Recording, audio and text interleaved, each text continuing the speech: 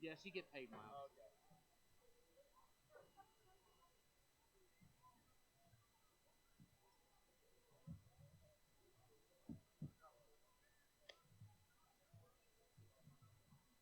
Ladies and gentlemen, good evening and welcome to Middleton High School for tonight's matchup between the Falcons of Banking. Maybe you enjoy the person-to-person attention you get going to your bank. Maybe you enjoy the convenience of banking from home sweet home. Or maybe you like the flexibility of paying your bills, applying for a loan, or talking to your personal banking person from wherever fits your fancy.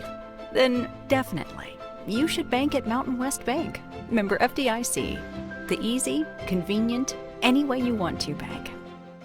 It's time to start planning for back to school. That's why I got my kids vaccinated for COVID-19. Kids 12 and older can get vaccinated. The vaccines have been researched and tested. They're safe and they work. And I hope everyone will choose to get vaccinated too. A hit in the morning, another between class, after school, and more before bed. Vaping sucks you in quick. Not to mention all the chemicals and health problems everyone's talking about. That's why thousands of teens are ready to take back their life their own way with My Life, My Quit.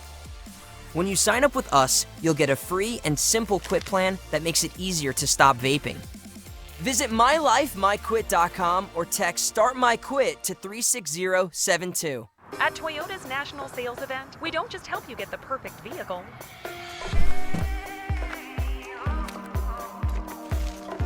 We're here to open new doors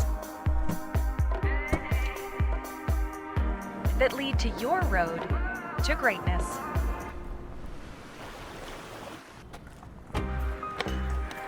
Your journey starts at Toyota's national sales event. Toyota, let's go places. We're Valley-wide country store. For 100 years, we've been your #1 choice for food, fuel, farm supplies, and just about everything else you could need to get you through your day. We know you work until the job is done, and so do we. For gas on the go, or a little extra to help you get down the road, you can count on us. We are proud to employ your neighbors and to be a cornerstone of your community. We're Valley-wide. Yesterday, today, and tomorrow, we're here for you. I'm Dr. Christine Hahn. I'm an infectious disease doctor, and I'm Idaho's medical director for public health. It's my mission to keep our communities healthy and safe. That's why I believe every Idahoan should get their COVID-19 vaccine. The vaccine's been tested. It's proving to be very safe, and it's the most effective tool we have to stop the spread. Walk into a pharmacy or visit covidvaccine.idaho.gov to find your free COVID-19 vaccine. Wherever you are, D.L. Evans Bank is right there to help. From applying for loans to opening new accounts and signing documents, personalized service is just a video call away. This is Bank Live with D.L. Evans Bank. This is community banking. A hit in the morning, another between class, after school, and more before bed. Vaping sucks you in quick. Not to mention all the chemicals and health problems everyone's talking about. That's why thousands of teens are ready to take back their life their own way with My Life, My Quit. When you sign up with us, you'll get a free and simple quit plan that makes it easier to stop vaping. Visit mylifemyquit.com or text Start My Quit to 36072. We're Valley-wide country store. For 100 years, we've been your #1 choice for food, fuel, farm supplies, and just about everything else you could need to get you through your day. We know you work until the job is done, and so do we. For gas on the go, or a little extra to help you get down the road, you can count on us. We are proud to employ your neighbors and to be a cornerstone of your community. We're Valley-wide. Yesterday, today, and tomorrow, we're here for you.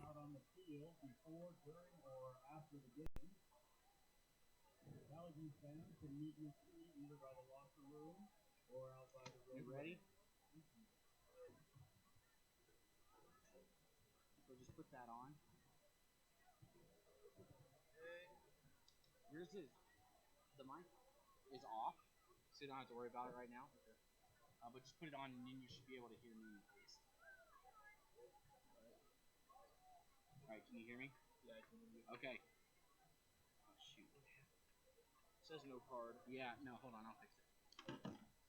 It's for some reason it's tunable.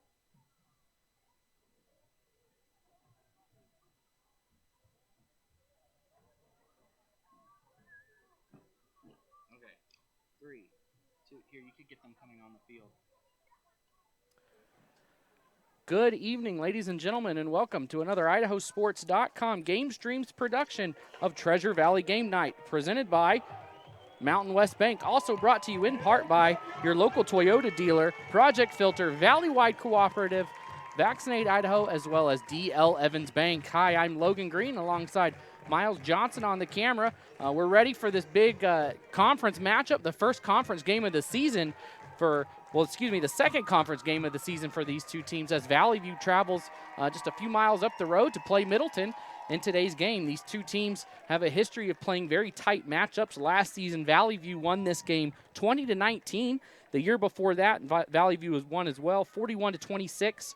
In 2018, Middleton won 41-35, and the other two matchups before that going to Middleton. So in the last 5 matchups, it's in favor of the Vikings 3-2, but Vallivue has won 2 straight over Middleton, and we should expect a very good matchup here tonight. Both teams coming into this game 2-1 on the season. Middleton with wins over Elko from Nevada, as well as Caldwell. Vallivue with 2 wins over Hillcrest from Idaho Falls, as well as Columbia. Both teams have a loss on the year, and both come from District 4 teams. The Great Basin, Middleton lost to Minico 2 weeks ago, 21-13, and Vallivue lost to Twin Falls, 28-14. You know, that game Middleton lost to Minico, they had it. We had it here on IdahoSports.com. A couple of turnovers late in that game for the Vikings really buried them as they turned the ball over late as they were making a drive into the end zone and coughed up the ball as they were about to make that tying touchdown, and Minico able to run out the clock. Interesting, you look at the 2 wins for both of these teams, Elko for Middleton and Caldwell, and then on the other side for Vallivue, Hillcrest and Columbia. The 4 of those teams are a combined 1-7. So you look at the schedule, and both of these teams really haven't beat anybody that's going to probably go into the playoffs. Elko has won 1 game down there in Nevada, and it's hard to really measure how that would compare here. But Caldwell, of course, hasn't won a game this season. Columbia hasn't won a game, and neither has Hillcrest. So all those teams, really haven't shown much. So this game here is really going to show us who these two teams are, as both teams looking to get that first win over a competitive team. These two teams are perennial playoff teams. They're almost always in the picture, always going to be there at the end of the season. So Middleton and Vallivue really looking to see who's going to come away here, go 2-0 in conference, and get that big step. Of course, everybody chasing down Emmett in the conference right now. A lot of people like Bishop Kelly at the beginning of the season, and so did I. I kind of thought the Knights were going to reclaim their top spot in the 4A SIC, but last week they travel up to Emmett, and Emmett shuts out Bishop Kelly 21-0, opening the door to everybody else. But Emmett saying, hey, we were here last year on top. We were in the state championship last year, and nobody's talking about us, and we want to show them what we're all about. So Emmett right now leading the way, 2-0 in conference, including a big win over, they're 1-0, but they've got a big win. They've beaten a 5A Boise team, and then, of course, Bishop Kelly. So, of course, Emmett's going to be the team to beat right now. I think you got to look at the Huskies up there from Emmett and say, you were on top last year until somebody knocks you off. I think they're the top dog. Pun intended, right? They're the Huskies. So that was funny. Everybody laughed. No. So anyways, Emmett, probably the team to beat right now. Both of these teams are going to have big games against Emmett. Of course, Emmett will play Middleton on IdahoSports.com in a couple of weeks. And the kickoff, let's see how the coin toss is going in favor of. Looks like Middleton will receive the ball to start the first half. They will be going from right to left. So we're about to get underway here from Middleton High School. Thanks for joining us here on IdahoSports.com.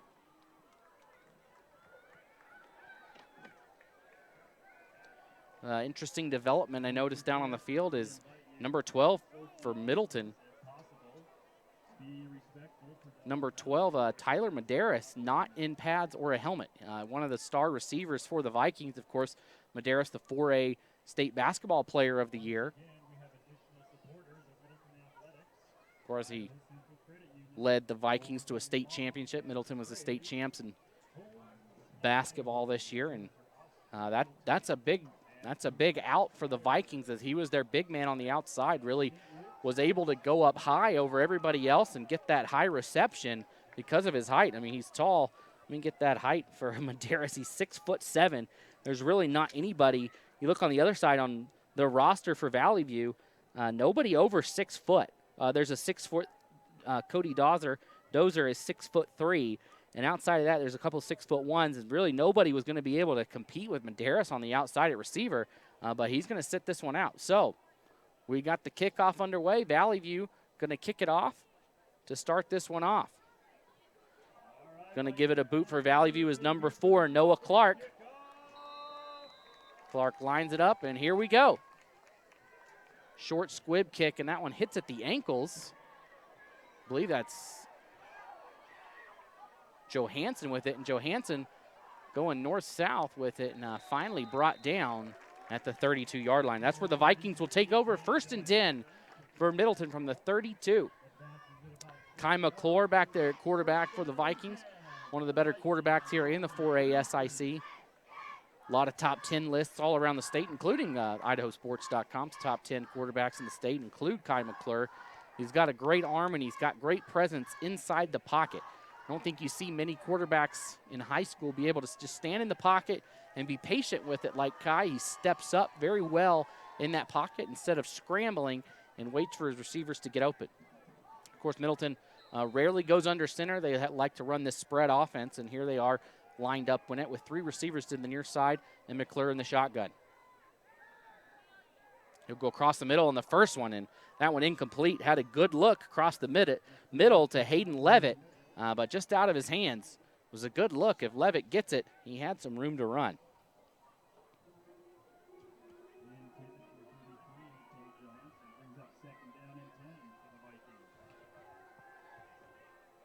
Again, thanks for joining us here. Beautiful night in Middleton. No clouds to be seen. No smoke either. Well, there's a little bit, but not as much as we had all summer. So it's a nice night here. 2nd and 10. McClure on the outside wide open is Owen Gravitt. And he's going to get past the first defender, and he might go. He's going to be brought down, though, right around the 19-yard line. Nice catch and run. Owen Gravitt wide open just over there around the 50-yard line. And he takes it all the way down to the 24-yard line. So what a catch right there by Gravitt, and turned on the Jets. Was just brought down around the ankles at the last moment around the 24.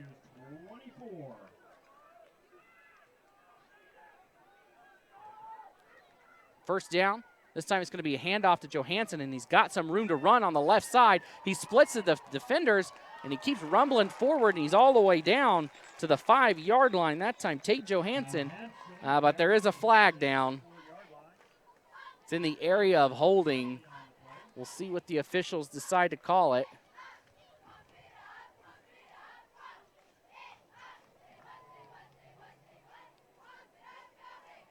It's going to be a block in the back on Middleton.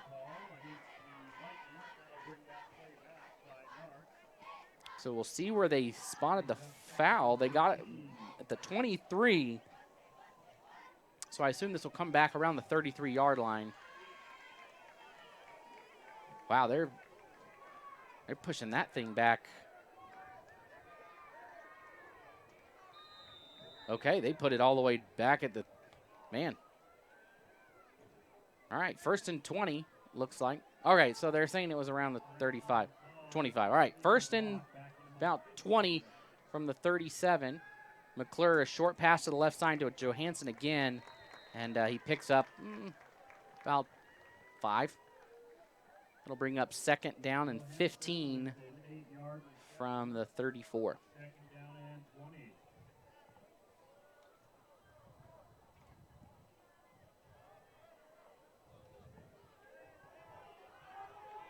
McClure in the shotgun again. 3 receivers to the far side there. He claps for it, and he got everybody to jump. Got 2 different Falcons to jump over the line. So it'll go forward 5 yards. They'll set up about a 2nd and 13. All right, so they've been spotting the ball all over the place. Here we go. 2nd and 14 officially. They'll say McClure back in the shotgun, and he claps again. He got him to, they moved a little bit, but nobody jumped. So something to look out for if you're Middleton, knowing that, hey, Valley View likes to move when they're down there. See what we can do and get them to jump again. McClure in the shotgun, and he just does a short little dump pass over here on the left side. That time out to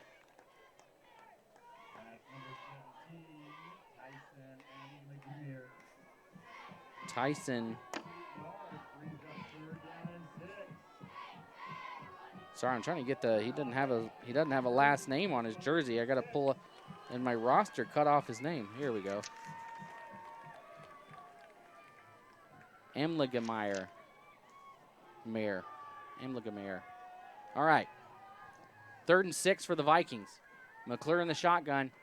He's going to go in the far corner, and he's got Johansson down at the 2-yard line.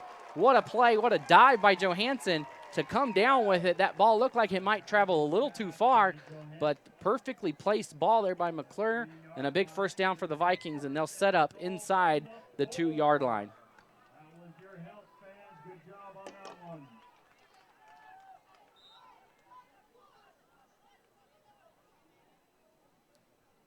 First and goal, McClure's just going to keep it, and he will bowl his way in for the 2-yard touchdown. So Middleton off to the quick lead here. Middleton takes a 6-0 lead on that 2-yard run by Kai McClure.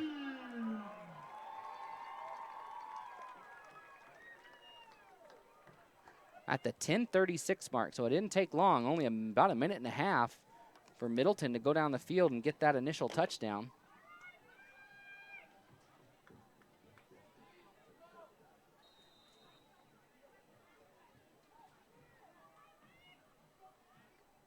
The kick is up, and the extra point is good. So Middleton takes a quick 7-0 lead here from Middleton High School.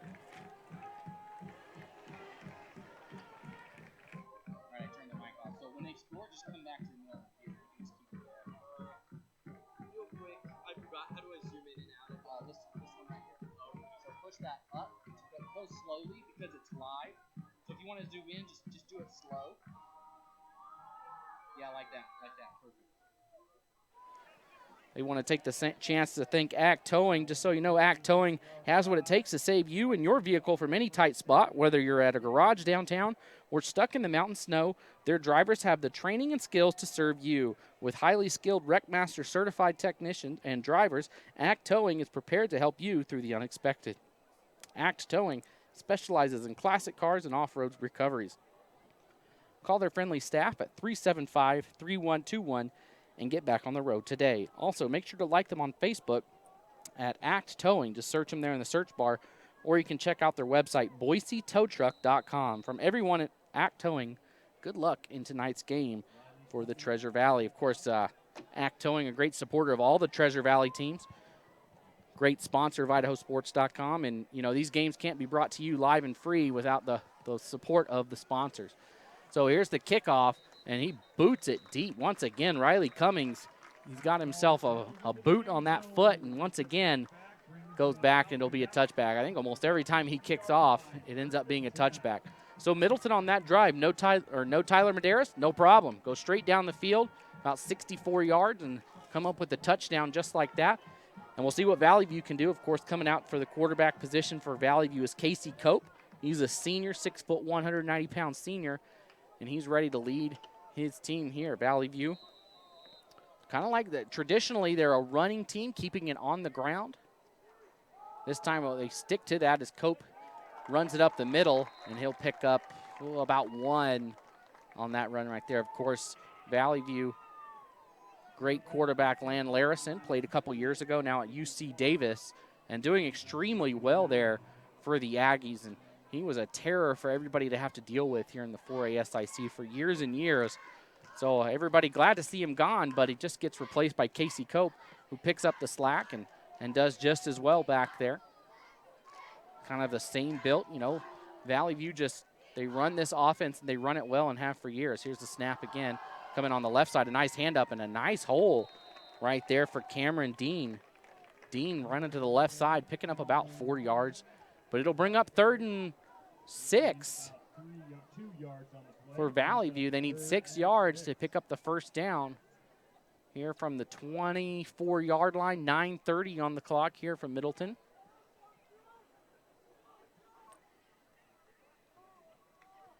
Of course, Valley View in the, if you didn't figure it out, Valley View in the road whites, Middleton in the home blues. Blue helmet, blue jersey, blue pants. Valley View in the white jersey and pants with the gold helmets. Valley View, here's the snap, trying to decide, and they're going to throw it this time, and he's got a man open, and he gets just enough for the first down. Great throw. Carson Fox was the receiver right there, caught it right at the line to gain, maybe gets an extra yard, and it'll be a first down for Valley View. Valley View does that so well. You know, they run it and run it and run it, and right there, Casey Cope kept it as long as possible, decides to pull it out of the belly of the running back. Dean was back there wanting the handoff, and Cope just said, no, thank you, I'll take this away on the quarterback option. The read pass option, I believe, is what the kids call it. But he was able to find his man out there. Wide open. Nice catch by Fox for the first down. This time Cope under center. This time he'll keep it again. He'll come to the outside. He's got a block. Can he get around the defender? And he picks up pretty good yardage on that, actually. It didn't look like he picked up much as he was running towards the sideline, slowly moving forward, and picks up about 4 yards.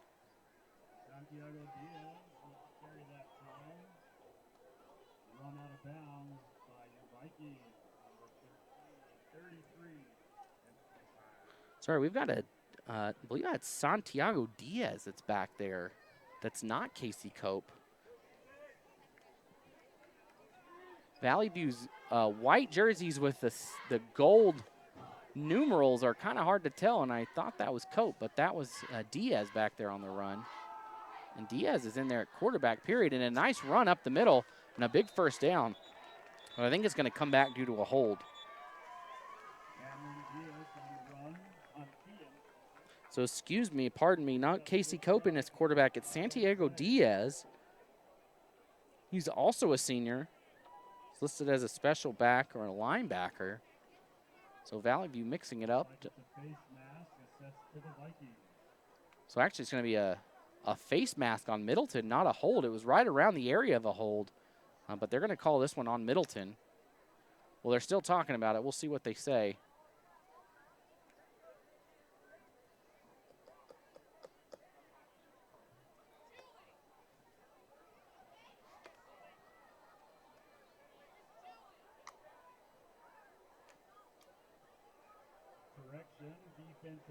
So now they're going to say defensive holding. Sorry, I was going a couple of different hand signals there. So we've had 2 penalties on this drive for Middleton. We saw 1 penalty on that first drive for Valley View. Last week I did a game in Wilder, and there's only 1 penalty the whole game, and it was one that you couldn't not call. It was the most obvious holding penalty I've ever seen in my life. Offensive lineman just drug the guy down. It was a subs as in a game that was well out of hand for Wilder, but that was a pretty clean game last week. Couple of penalties already here. You like to see teams kind of shake that off after the first couple games, but right now both teams picked them up. All right, here we go. 1st and 10 for Valley View. Wide open across the middle of the field is number 1 Gonzalez, and he's going to go in for the score. 49 yards from Diaz to Gonzalez, and just like that, touchdown Valley View. 50-yard touchdown. Coming at the 7:50 mark.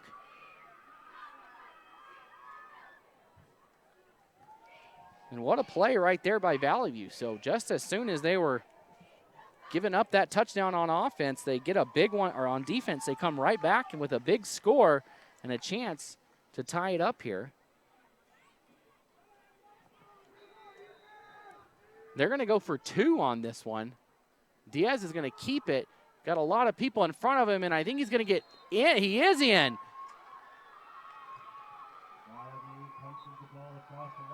He barely got in down there. I thought he might have been short, and I think the Middleton defense thought so too, but their opinion doesn't really matter. And just like that, Vallivue takes the 8-7 lead over Middleton. You know, the cost of building has doubled in the past few years. If your house burnt down, would you have enough insurance to cover the rebuild? Are you paying too much for your business insurance? Go to biginsurance.com, and in just a few minutes you can find out if you have enough insurance to rebuild your house at a better price. Then let us at biginsurance.com help you make sure you have all the coverages you need, but not the ones you don't. Feel free to drop by one of our Big Insurance offices in Nampa, Star, or Emmett and give us a call today at 365-2160. Biginsurance.com, where insurance companies come to shop for you. Thanks to Big Insurance.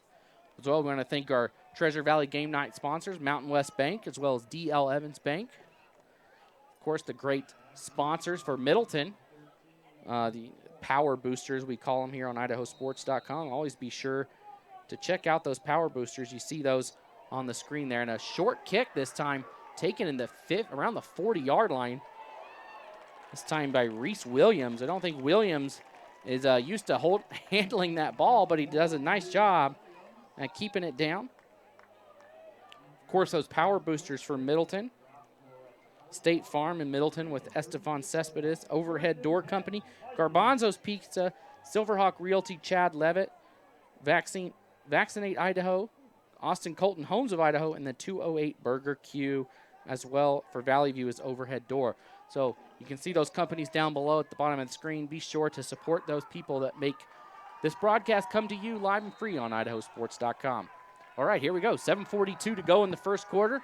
Vallivue with that 8-7 lead after the two-point conversion. McClure in the shotgun. This time he'll hand it off up the middle and lots of room to run. Can he get through the secondary? He does not. That time brought down was Thompson Goodfellow. Goodfellow rumbles forward for about 20 yards on first down, and that's what you need to do. And I don't know if there's going to be a defensive stop if nothing changes the way this first quarter is going. You got to love the nice offensive movement here. McClure quickly to the line in the shotgun once again with Goodfellow to his left. He'll throw this time, though, over to the outside, but wrapped up after a short gain is Hayden Levitt. I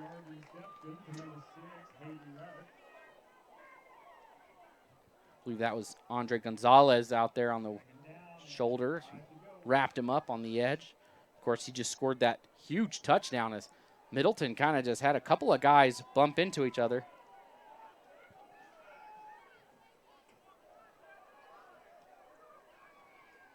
So McClure back in the shotgun once again, and he's going to get wrapped up. Big sack coming right there. Let's see who that was. Again, his numbers are hard to see for. All right, Santiago Diaz. I tell you, it's hard to tell 8s and 6s and 3s on those Vallivue jerseys, but they're going to say it was Diaz, the quarterback, with a big stop. So now it's 3rd and about 13 from the 43-yard line. Middleton needs to get to the 30, and they're going to be offsides right there.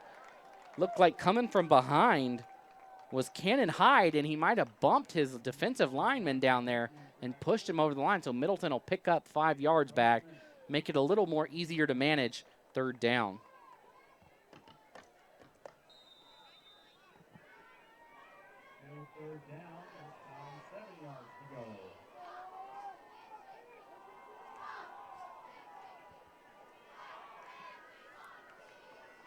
That clap really working wonders down there. Once again, almost got somebody to jump off sides.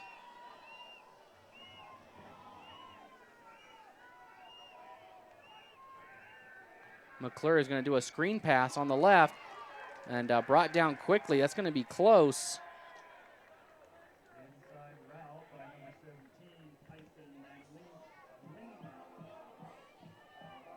Amblingmeyer gets almost to the first down line. He's going to be just a hair short.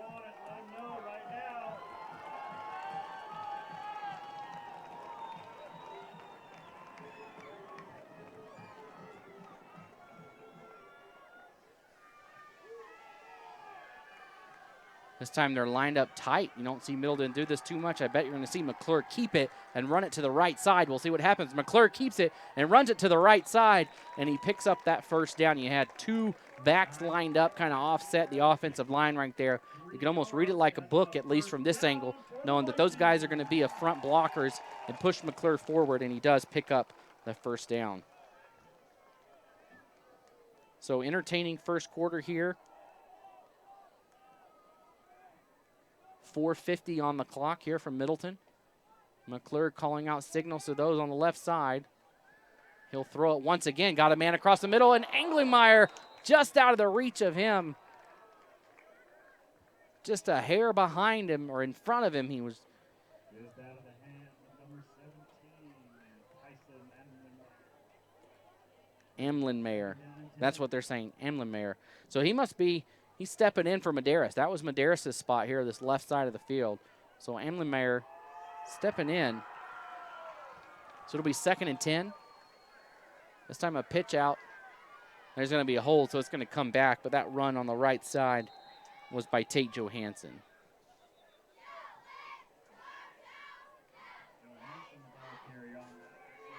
Pretty good crowd here at Middleton tonight. Say the stands are 70% full. Pretty good crowd on the Vallivue side as well. Last couple games for Middleton, they've played teams from a good distance away. Obviously Elko in another state, and then Minico over in Rupert. Not a huge traveling group with them, but today a good crowd over there for Vallivue. And of course, everybody listening at home, thanks for joining us on IdahoSports.com tonight. So it'll be 2nd and 19 for Middleton. Ball spotted at the 40-yard line. They need to get down to the 19-yard line to pick up that first down. And it'll be a draw this time, and just a lot of congestion up the middle, and nothing doing there that time for McClure. He's going to get wrapped up. And it's going to be 3rd and long for Middleton, so they're going to have to open up the playbook here and dig deep to find, they're just your typical 4th and 20 play, or excuse me, 3rd and 20.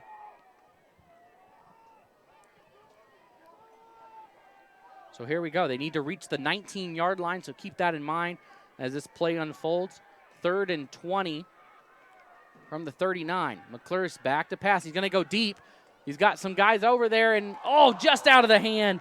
Once again, Tyson Amlenmeyer, he had it. Hit him in the hands. Looks like Cameron Dean might have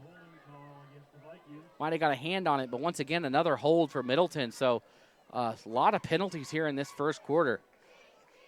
This seems to be the story of the season I've seen. It's just a lot of penalties being called. Looks like they're going to deny it. It sets up 4th and 20. So we'll see what Middleton decides to do. McClure is going to stay out there, but he usually does punt it for the Vikings too. So he can either take it if he wants it, or he'll just quick boot it. So keep an eye on him. We'll see what McClure decides to do. Man in motion coming over is Josh Stewart. And they got him to jump again. Once again, Vallivue comes across the line, but we'll see if the offense moves first. Nope, they go right back, so it'll make it 4th and about 14, a little more manageable for Middleton.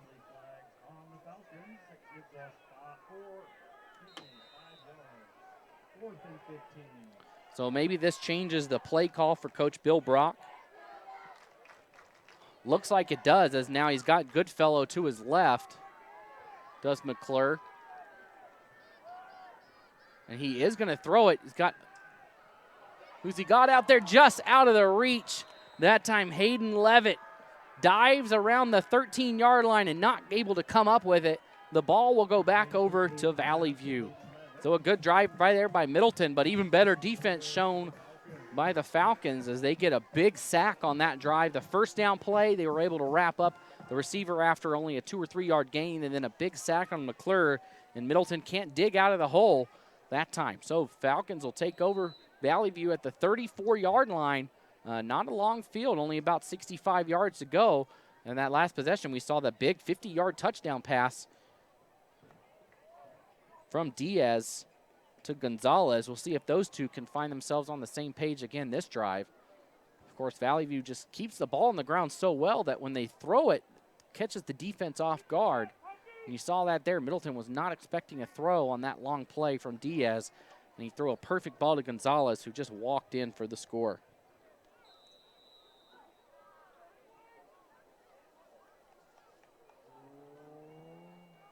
Vallivue takes the first timeout of the game.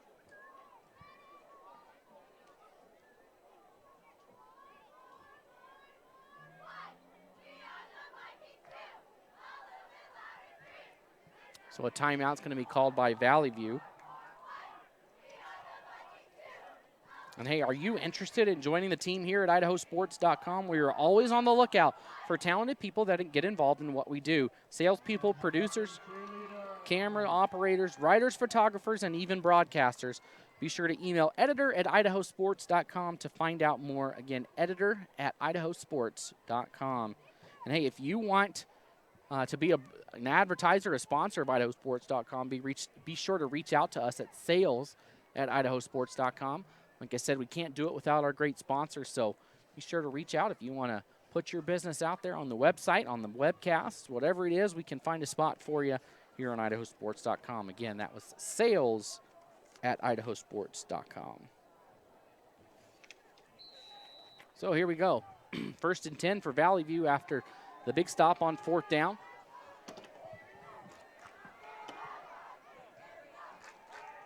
This time a handoff to the left side, a lot of room to run. Rambles forward for about 5 yards. We'll call it 6. Jackson Kent picks up the carry. We got a man down for Vallivue. Looks like number 66.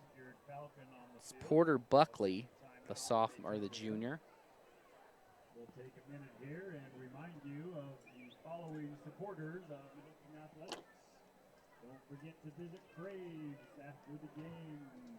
Oregon Law, Idaho Central Credit Union, Homes of Idaho, Perfection Tire, and St. Luke's Sports Medicine.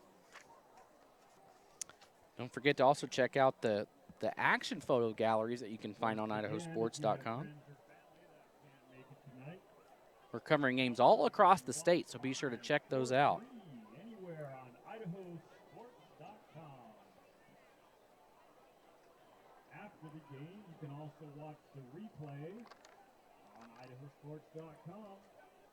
A download is also available for a small purchase, but you can watch it for free.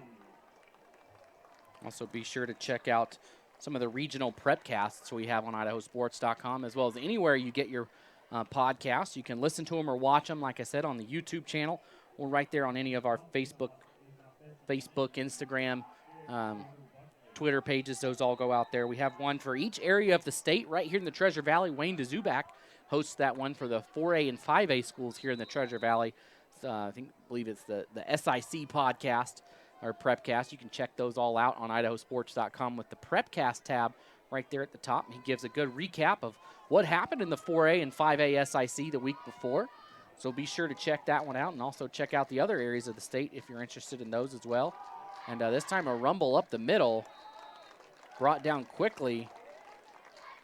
Let's see who that was for Vallivue. The time was number 11, Cameron Dean, on the carry. Of course, there's another one here in the Treasure Valley that I host based on the 3A, 2A, and 1A schools. So if you've got family kind of out of the area and notice Wilder, Homedale, places like that, we do want to cover those teams as well. But we cover everybody in the state, and we enjoy doing so. Just check out those prepcasts every week. All right, 3rd and 3 for Vallivue. Ball spotted. They need to get to the 45. Ball on the 42. This time it's going to be kept up the middle, and he stopped. No gain on the play that time for Diaz. So it's going to bring up 4th and 3 for Vallivue. We'll see what they decide to do. Both teams, I don't think anybody wants to punt, and this is a situation where you got to think Vallivue's comfortable with the ability to pick up 3 yards, but do you want to risk it and give Middleton great field position? It's the last thing they need, and it looks like Vallivue is going to punt. They got the lead.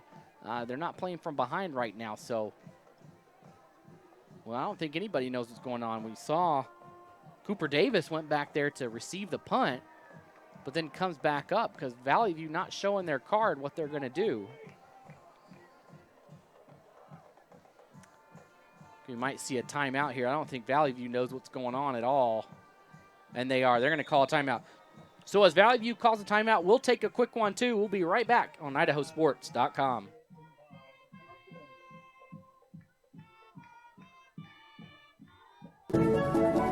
At D. Evans Bank, we haven't invested in a deep line of digital banking services to help infuse more banking into your life. Just more living. D. Evans Bank. This is community banking. The injuries look like those seen in people exposed to poisons like mustard gas. That's how doctors are describing what they see in the lungs of vapors. The chemicals can essentially burn your lungs. Find the truth at BehindTheHaze.com.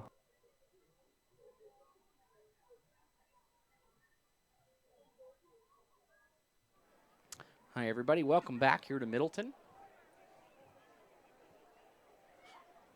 So Valley View's burned 2 timeouts on this drive. One of them before the drive ever started, and this time coach is deciding, do we punt, do we kick it? Finally, Lane Coffin, I guess, decides he wants to go for it. Oh, no, he's going to punt it. So, sorry, he lined up like he wanted to kick it or run it, but now he'll go back to punt. So the punt is away, and it's a sky-high kick. Nobody was back for Middleton. So Valley View a chance to get a good bounce, and it does so on this turf. It bounces around the 28-yard line and will land around the 22. So 1st and 10, Middleton. They'll have 78 yards to pay dirt here on this one. Last drive stalled out after the big sack as they couldn't recover. As McClure was sacked by Gonzalez. By Diaz, excuse me. Diaz with the big sack, playing quarterback and coming up with the big sack. So this time, the receiver is over to the right side for Middleton. It's got a stacked right side as well. See if they run it to the right side.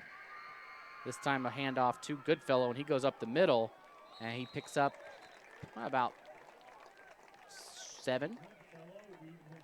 So it'll be 2nd and 7 from the 29-yard line. 1 minute to go here in the first quarter. Pretty quick moving first quarter here. Both teams moving the ball very well. Lots of scoring. Well, only 1 touchdown each, but it seems like a lot more scoring than that. Those first drives were electric. All right, McClure's just going to keep it up the middle himself, and he's got room to run. Can he get through that second level? He does not, but he still picks up a huge gain. 15 yards all the way down to the 45, and that'll be 1st and 10 for the Vikings.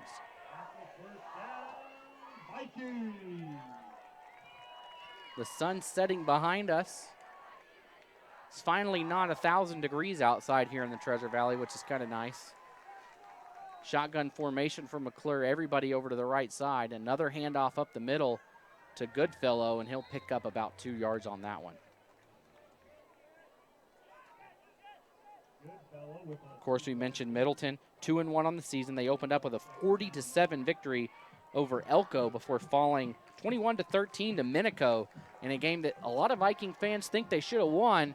And you can't argue with them with that. A couple of good chances for the Vikings, just coming up short with the turnovers. So here's a quick pass over to the left side. Johansson, always a dangerous catch to make as he was vulnerable going up for the ball in no man's land.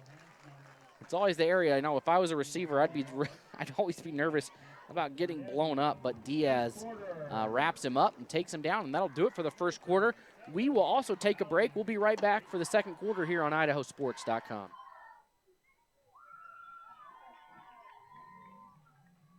At Toyota's National Sales Event, we don't just help you get the perfect vehicle.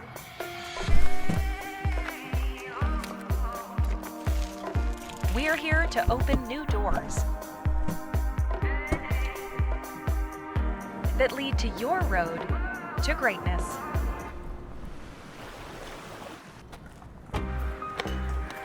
Your journey starts at Toyota's National Sales Event. Toyota, let's go places.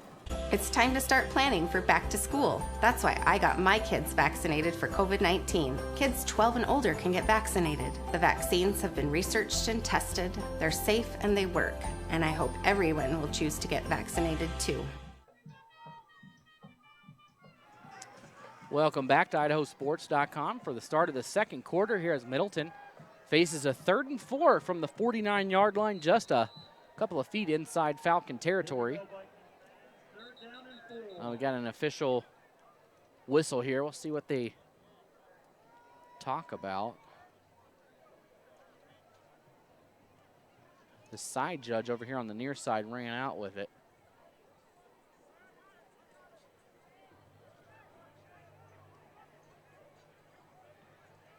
More people starting to fill in here at Middleton. All right, here we go, 3rd and 4. Run outside and a big hit laid on there. You could see he could, Josh Stewart could hear the footsteps coming on the outside from Diaz and doesn't make the catch as Diaz was coming in on him. Even if he gets his hands on it, I think he maybe picks up a yard on that, even if he's able to bring it in. But right there, I think is a good example of where you missed Tyler Medeiros. Medeiros would have probably gone up with it, uses his height for the advantage on the outside and just picked up a couple of yards. And Valley View's got to be careful not to jump off sides. If they do so here on 4th and 4, it'll be a first down for the Vikings. You know McClure is going to be looking for that as long as possible. There's the snap. He goes a short pass, intercepted by Valley View on the right side of the field. That time, number 11, Cameron Dean comes down with it, and Dean rolls forward, and the ball is dropped, but they're going to say he was down. So a lot going on over there. But Dean, big interception for Valley View, and he brings it forward to the 49-yard line of Middleton. Actually, they're going to say he's down at the 46-yard line. So Valley View with a huge stop on 4th down with a big interception. It'll be 1st and 10 Valley View. Big time interception by number 11, Cameron Dean on that play. The 5'11" senior coming up when they really need it with a big pick there. Kind of a low pass from McClure.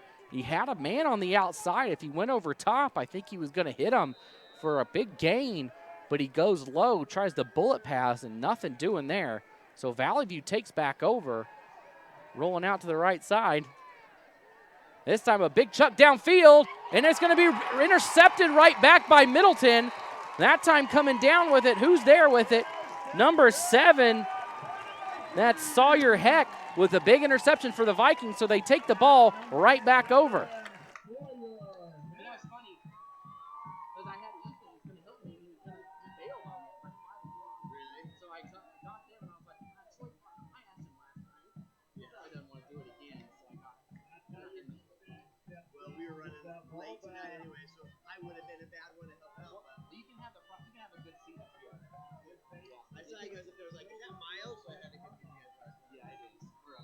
Did your whole family come? I brought some of the kids, but 1st and 10 Vikings after the big interception. So huge change of possession there, and this time a throw in the middle of the field and a big hit.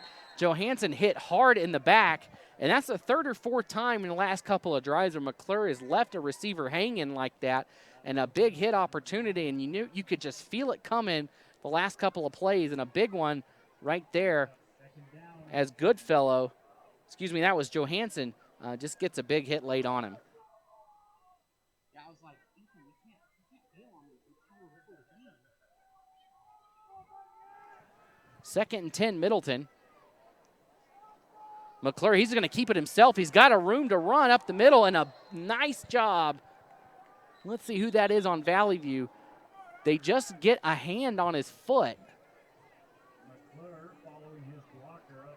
Trying to see, I think it was number 4, Noah Clark. Noah Clark just gets a hand on McClure's foot, and McClure has to come out as his helmet came off. So, hey, that's a big play right there. So McClure has to step off the field for 3rd and 4 from the 18. Hagler will step in. Of course, this is Derek Hagler. His brother was the quarterback for a couple years at Middleton, graduated a couple years ago. And Hagler standing back in there, scrambling, and is he going to get that first down? He does not. A big stop brought down after a 1-yard gain. Big stop, number 75, Brian Bosworth with the stop. And if you're a Middleton fan, you just kind of punch in the air on that one as McClure had his helmet come off. Wasn't injured, but you got to come out when the helmet comes off on second down. You don't have your quarterback out there for third down when you really need him. So McClure will be back there to punt, and he does so. Big kick this time, back to receive for the Falcons, number 28, and there's going to be a block in the back, so it doesn't really matter. It was clear as day right there at the 42-yard line, and kind of dejected over there is Braxton Bailey, but I mean, that was a pretty clear block in the back. And so Vallivue will move back around the 32-yard line, so both teams just trading possessions here after bang-bang touchdowns on the first two drives. Vallivue, of course, going for it for two on their extra point conversion to take the lead, and that's really the only difference in this game. Of course, Middleton received the opening kickoff, so Vallivue will take it to start the second half.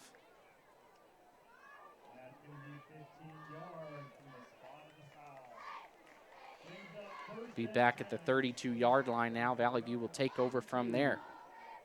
And thanks for joining us on IdahoSports.com.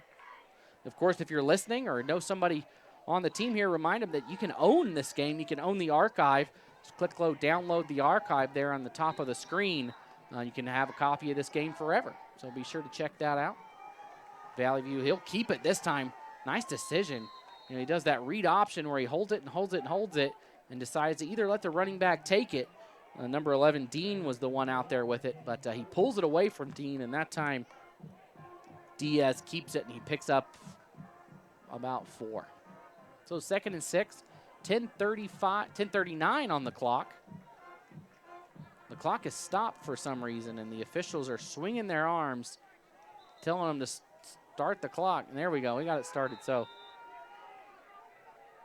this half will run about 8 seconds longer than it should, but, you know, that's all right. So Diaz keeps it again, and he's wrapped up immediately. The defense did a nice job at breaking away from the running back on that and sticking with Diaz. Picks up about 2 yards. They'll be 3rd and 4.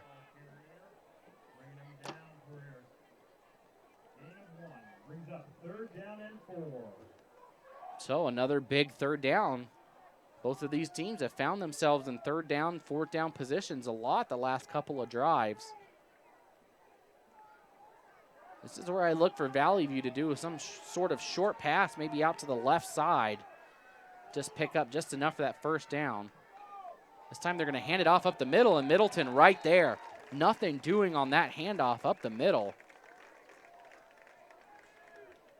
Ball carrier hitting the backfield by Patsy Franks. Finished off at the line of scrimmage. Brings up 4th and 4. I believe that was Jackson Kent that took the handoff for Vallivue. He doesn't pick up the 1st down. 9:20 to go here in the first half. They need the 42. Ball spotted at the 39. And they're lined up to punt. But look out for Diaz. He's right there. You always see sometimes that snap just come over a little to the left, and he runs with it, but they'll boot it away. This time a nice kick. Nobody back there for Middleton, and a good Vallivue bounce. That one hit at the 29, and it's going to die around the 12. So huge bounce. Picks up another 17 yards on the roll as Middleton put nobody back there to receive the punt, and it gets a great Falcon bounce. They're going to spot it around the 10.5-yard line, so even further than I thought. Almost a 20-yard roll on that one. So it ends up being a great punt for Vallivue as Middleton has 90 yards of green grass in front of them before they're able to put one in the end zone. Of course, IdahoSports.com. We have games all around the state tonight. If you want to watch any other game, a couple of other big 4A matchups, including the Skyline and Blackfoot game, you can always click on the little icon at the bottom. Shows 4 little windows. You can open that up and watch multiple games at one time if you're into that kind of thing. So McClure in the shotgun got somebody across the middle, and I'm surprised we're not going to see a flag here. It looked like Levitt had a hand on his back. Maybe he didn't. Maybe he was just gently guiding him forward. I guess that's what they're going to say. I thought maybe he got grabbed in the back, but they're going to let it go. So a couple passes across the middle, not really falling for McClure. McClure got a great arm, but these ones just aren't on target as much. And Middleton a little confused as to who's on the field. Don't know if they got the right personnel out there. This time up the middle. Big hit, just wrapped up immediately. What a tackle for Vallivue. It's like big number 52, Jacob Castro, on the tackle. And that was a textbook tackle. He just wrapped him up and brought him down. He didn't try to, as the kids say, blow him up or hit stick him, you know, like you're playing Madden. But he just grabbed him around the shoulder pads and threw him down. Great tackle right there for Castro. So 3rd and long for Middleton. They got to get something going here. Couple 3-and-outs. Couple 3-and-outs for Vallivue as well. Both teams' offense is struggling. And a pass over the middle, and he has grab it, but the ball blown dead. Going to be a dead ball foul. It's like they're going to call false start on Middleton. And I don't think that play was as pretty as it looks. I think Vallivue had seen the flag and wasn't really running out there. So it'll make it 3rd and longer. Oh, let's see where they put this thing. I think it's around the 5. They're going to spot at the 5. Middleton needs to get to the 21. So 3rd and 16. Once again, Middleton just getting into these holes that they're finding it difficult to dig out of. They were successful when they could get positive yards on 1st and 2nd down. But the last couple of drives, really nothing doing on those downs. And McClure just takes up the middle himself, and he picks up about 5 yards. So it'll be 4th and 10. Seems like Middleton just needs to keep the ball on the ground. I think they'd be better off picking up those good chunks on 1st and 2nd down. When they get an incompletion on 1st down and then something bad happens on 2nd, a sack, another incompletion, they bring up 3rd and long, and they've been in that position the last couple of drives, and it's really hurting the Vikings. So they're going to punt from their own end zone. Always dangerous to do so back there, but a great snap and a nice kick. Low line drive, going to bounce at the 47, picked up at the 45 by Vallivue, and he steps forward into Viking territory. And I believe he'll be out around the 43-yard line. We'll see where they spot it. It's going to be 1st down for the Falcons. Well, they're going to say he went out at the 41, so Vallivue definitely winning the starting field position battle in this game. Middleton starting deep in their zone almost every time they get the ball. Haven't been able to do much on those long drives. 7:20 on the clock here in the 1st half.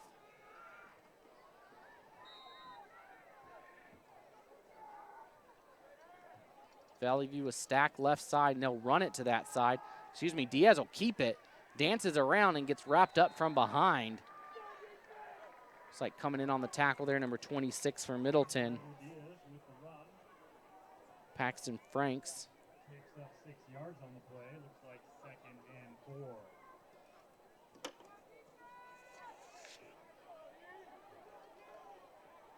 Paxty Franks, excuse me, there's no N in that. His name's Pachi. Pachi. Yeah, Pachi. Pachi, okay, it's Pachi. It's like a Basque name or something. Okay. Look out, we got Miles Johnson giving us name pronunciations over here, so it's great. It's great to have a local on the camera. All right, handoff this time up the middle. Lots of room to run. That one, he was just falling forward and uses momentum to pick up almost 10 yards on the run. Big pickup, that time by Vallivue, and they're cooking now all the way down to the 25-yard line. Haven't seen anybody threatening this much since those first 2 drives for either team. I think it just needs to get to the other side of the 25 to be a 1st down. Zoom in just a little bit on this.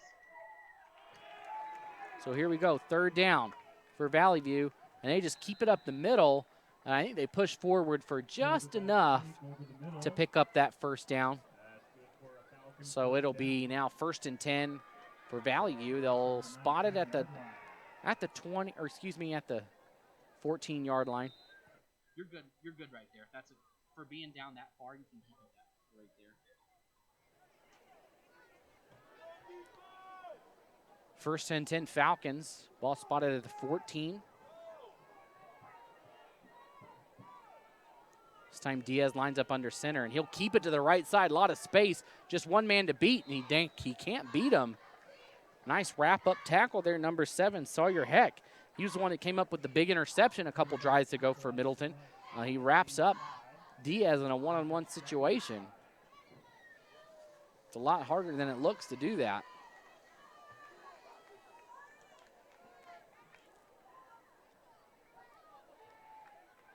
Second and 5 on the 9. We're under 4 minutes to go here in the first half.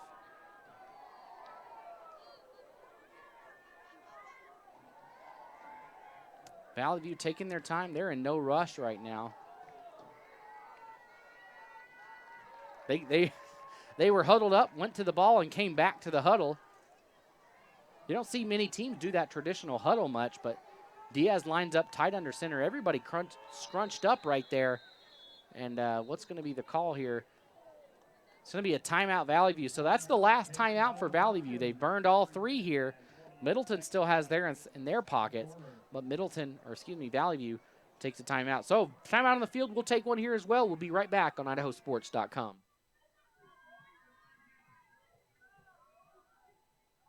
Banking. Maybe you enjoy the person-to-person attention you get going to your bank. Maybe you enjoy the convenience of banking from home sweet home. Or maybe you like the flexibility of paying your bills, applying for a loan, or talking to your personal banking person from wherever fits your fancy. Then definitely, you should bank at Mountain West Bank. Member FDIC. The easy, convenient, any way you want to bank.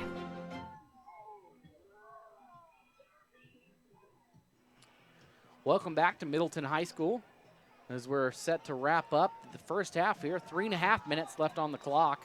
Vallivue with a second down, ball spotted at the 9-yard line. They need the 4 for a first down. So they're inside the 10 and can still pick up a first down. So, potentially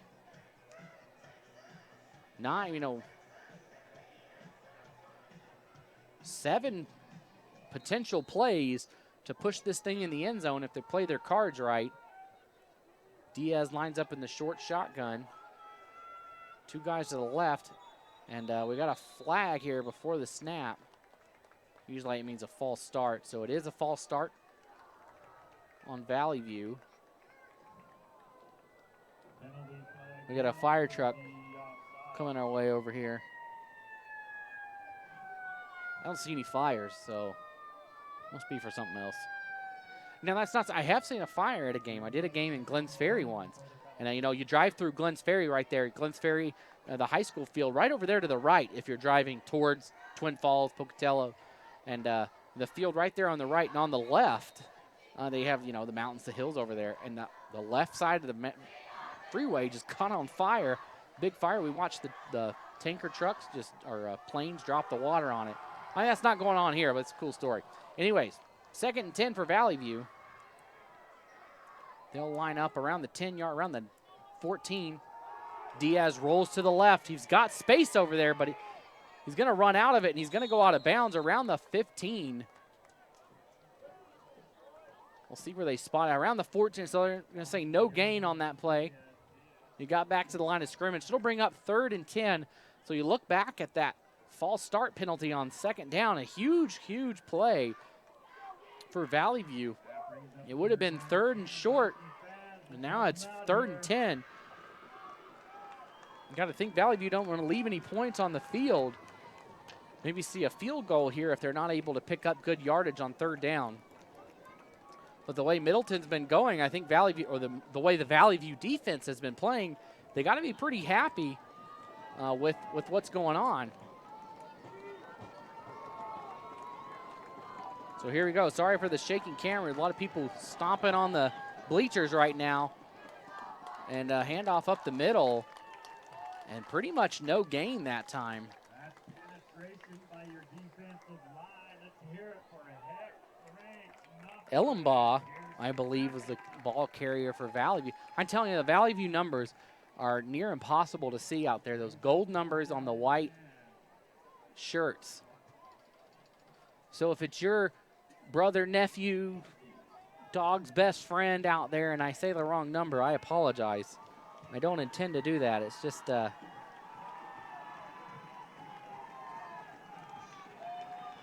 Just hard to see those jerseys. All right, here we go. Valley View's going to go for it. 4th and 9, huge play in this game. Diaz going to be in the shotgun. Got a lot of guys to the left. One receiver to the far side. He's going to throw it. He's going to go to that back corner. He's got his man turning around and knocked away. Great defense back there. Sawyer Heck knocks it away. A huge stop on 4th down. He had, looking back there, number 11, Cameron Dean, the big interceptor earlier in this game. He had him in that corner. A beautiful pass, but knocked away by Sawyer Heck. Great defense on that play by Middleton, and they'll take over with 2:20 on the clock. We've seen that offense move quickly. The last couple of drives, not so much. That Valley View defense really tightening up, and but Middleton can get the ball down the field quickly. So McClure will be in the shotgun, and they'll be looking to move the ball very quickly on this drive. We'll see what they dial up.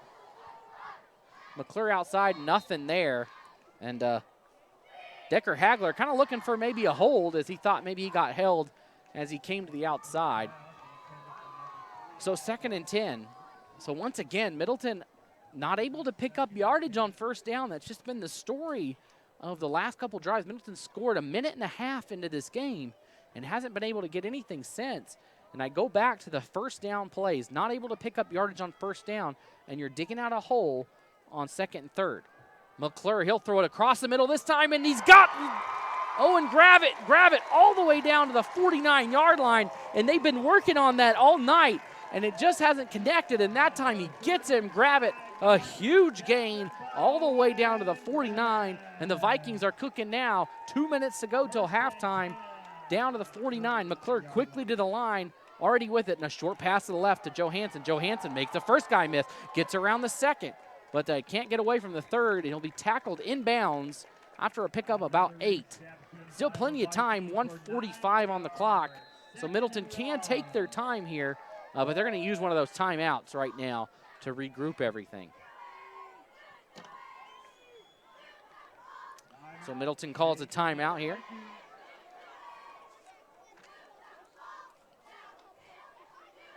Don't forget to check out Idaho Sports Nation on Facebook, Twitter, Instagram, and YouTube. You can get updates, breaking news, pictures, and more. Check the icons in the top left to follow us now. And hey, quitting smoking, chewing, or vaping is tough, but so are you. If you are ready to quit, there is help. Visit projectfilter.org or call 1-800-QUIT-NOW today. Project Filter, just a great initiative they do to get that initiative out there. I had 2 uncles that smoked for years and years and years, and they didn't outlive my grandma. I'll say that. They both died of lung cancer. Just I don't know if one of them, if that's what killed him, but one of them for sure. The other one had it. Just wears and tears on your body, so don't do it. All right, McClure, 2nd down. This time he's got Johansson. Johansson goes outside, cuts back in, picks up a 1st down. So the clock will stop while they spot the ball. And Middleton will come up quickly to the line. 1:40 to go. Plenty of time on the clock. McClure claps for it. Across the middle, and he's got Johansson again. So a couple big plays for Middleton. And all of a sudden, the offense is opening back up. Kind of what we saw in the first drive, but this time McClure putting the ball right where it needs to be. We saw the receivers and McClure being off target a little bit with each other, but not on this drive. McClure back again, and he's going to look deep, and he's got Johansson in the end zone, and he's going to, they say touchdown. He got it. Johansson, what a huge catch in the end zone with 1:21 to go. He had a man on his back, and he comes down with a big touchdown pass reception. That time from 26 yards out, Tate Johansson with a big touchdown pass. So Johansson with a couple of big touchdowns, or one big touchdown, excuse me. And they go for 2 here, and McClure gets it.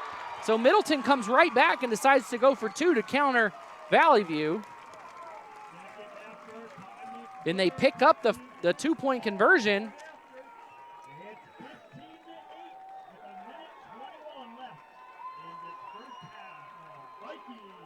So that makes it 15-8 Middleton. So Valley View is going to have to come up with their game plan here to try and catch back up and hopefully tie this thing at halftime, because we'd love to see that, right? You would love to see Middleton come down and then Valley View come right back out. It makes for an entertaining game. So we'll see what Valley View can dial up here on this play. Camera's kind of askew. Yeah, it does look like it. Yeah. We will fix it at halftime. It's almost halftime, so at halftime we'll adjust it. So it looks like the cheerleaders down here are doing backflips for every point that they score. That's pretty impressive. Coming from someone who would literally break every bone in their body if they attempted to do that. Even one, I don't even think I could get off the ground, and they do it 15 times like it's no big deal. So they're, football players, they're not the only one that this is their night. Cheerleaders, it's their night. The band, it's their night. The fans, it's their night too. All right, here we go. So Cummings will kick it, and like I said last time, he's got a history of booting this thing deep, and he does so here. Once again, that'll sail over everybody's head. The official blows the whistle before the ball even gets back there. Can tell it's going over everybody's head. So Valley View will have 80 yards to go to try and tie this thing up before the half. 1:21 to go on the clock. The way their offense runs, they use the ground game a lot. It'll be really tough for them, especially with no timeouts. They're going to have to go through the air or break a long run play to get through this thing and go quickly. They're a pretty slow-moving team, as in they like to use their time. I shouldn't say slow. They just they take their time on offense, and it works well. So this time a handoff up the middle, and Middleton wraps him up. See who that was there for the Falcons on the carry. Ball carrier dragged down after 5-yard gain. Brings up 2nd and 5. Like I said, I'm struggling to see these numbers for Valley View. I think it was Diaz that had it.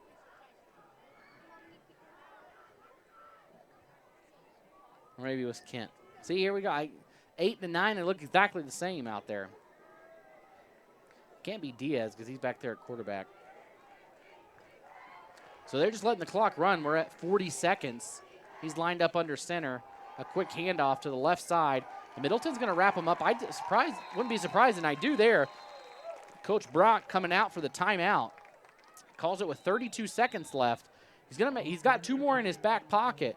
So Valley View is going to have to pick up a first down. If they don't, Middleton's going to get the ball back with, about maybe 10 seconds left, enough to play 1 or 2 plays. And we've seen crazier things happen in football. So that's why you see sometimes good to save those timeouts, keep them in your back pocket, and use them at the end of the half and just get a play or 2 in if you're able to. Again, we mentioned earlier in the game, Tyler Medeiros not playing. I don't know why. He looks fine. He's just walking around, and he's got his jersey and a pair of jeans on down there. He doesn't look like he's hurt or anything like that.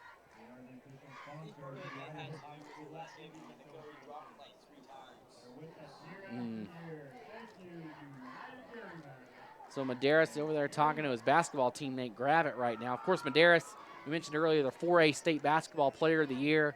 He's got an offer from Idaho State to play basketball already. And I'm sure this basketball year, you're going to see those offers roll in for him.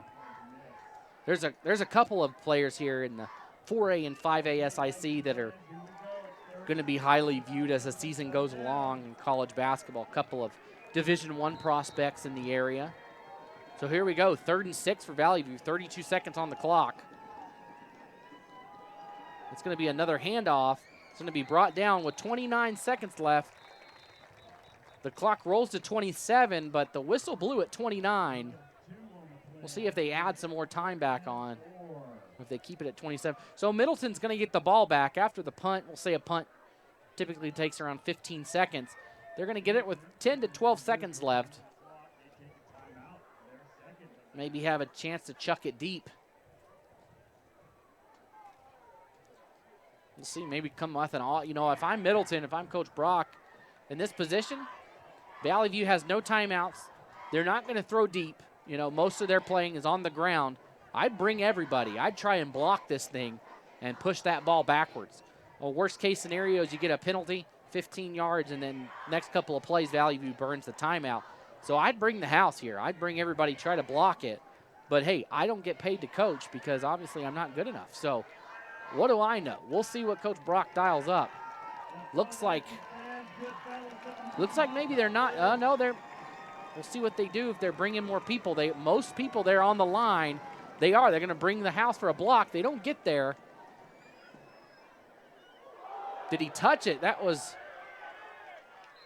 couldn't tell. It was kind of a crazy play as Cooper Davis went up for the catch, but his own man kind of blocked himself into him, Sawyer Heck.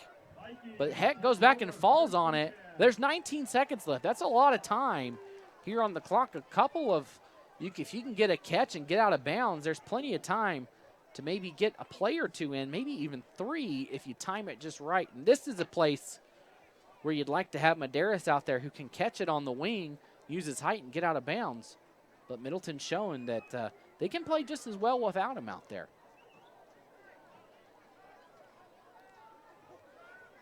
A lot of teams wrap up practice with one of these every week or every day, the 2-minute drill.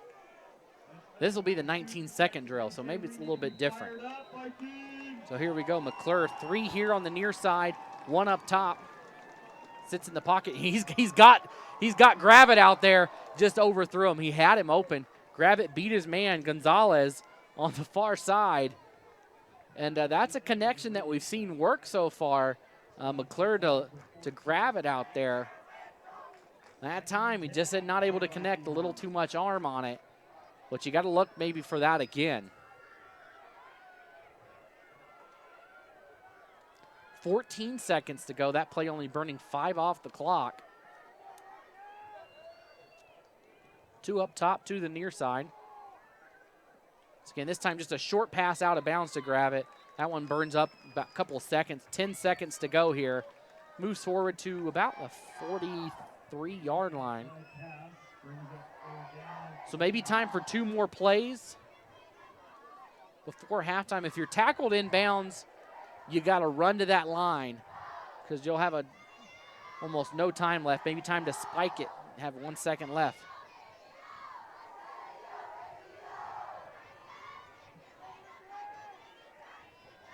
McClure going across the middle. Hagler has it. Hagler down, so that clock will stop as they set the ball. 4 seconds to go. Ball is going to be at the 37.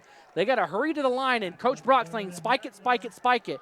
As soon as the official spins his hand, that clock is going to start, and he's going to spike it. So he does and spikes it, takes 1 second off the clock. So here we go, 37 yards to the end zone here. 1 play left, and I wonder if you think about a field goal here, that'd be a long field goal. We're looking at probably about 55 yards. I don't think that's, well, Cummings has a leg, but I don't know if you want to try it from that deep.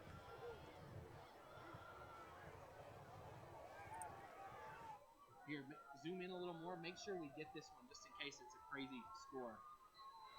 All right, here we go. This will be the last play of the half. McClure asks for it.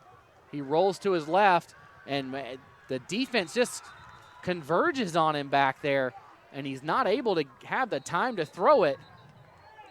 So he's going to be wrapped up after he picks up about 4 on the ground, and that'll do it for the first half here in Middleton. Great half, but the Vikings take the 15-8 lead into halftime.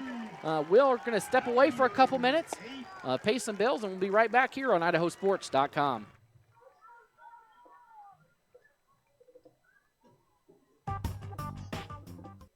Banking. Maybe you enjoy the person-to-person attention you get going to your bank. Maybe you enjoy the convenience of banking from home sweet home. Or maybe you like the flexibility of paying your bills, applying for a loan, or talking to your personal banking person from wherever fits your fancy. Then definitely, you should bank at Mountain West Bank. Member FDIC. The easy, convenient, any way you want to bank. The injuries look like those seen in people exposed to poisons like mustard gas. That's how doctors are describing what they see in the lungs of vapors. The chemicals can essentially burn your lungs Find the truth at BehindTheHaze.com. At Toyota's national sales event, we don't just help you get the perfect vehicle.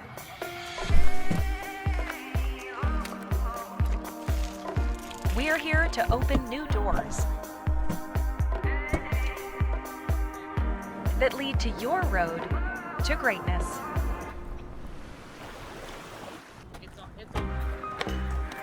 Your journey starts at Toyota's national sales event. Toyota, let's go places. I'm Corey. I'm a dairy nutritionist here in the Treasure Valley. I decided to get vaccinated because I wanted to do my part to protect myself and my family and my customers from COVID-19. As soon as the vaccines were readily available, I was vaccinated. I would encourage people to do the research, listen to the healthcare providers. When I went to get my COVID-19 vaccine, there was hardly any wait. It was an easy process, is readily available. Since I got vaccinated, I'm confident I'm protected against the COVID-19 virus. My life has returned to business as usual.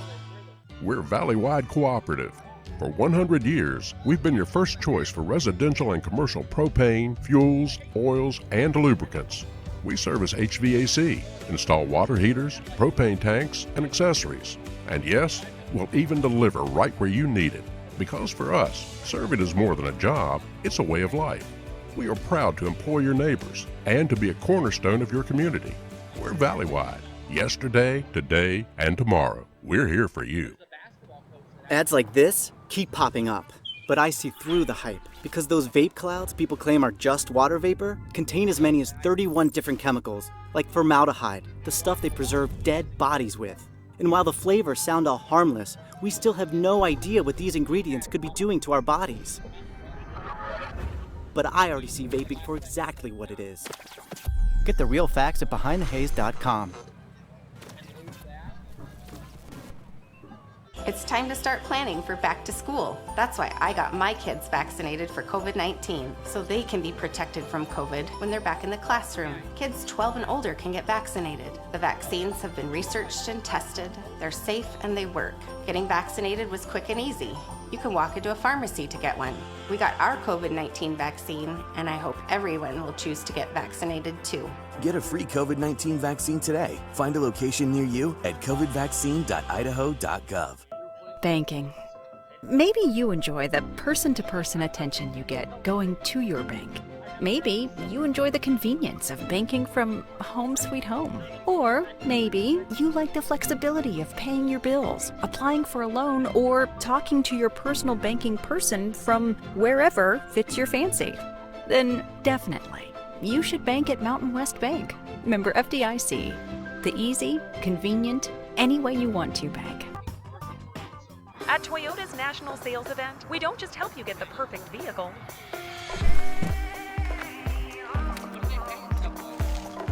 We're here to open new doors that lead to your road to greatness.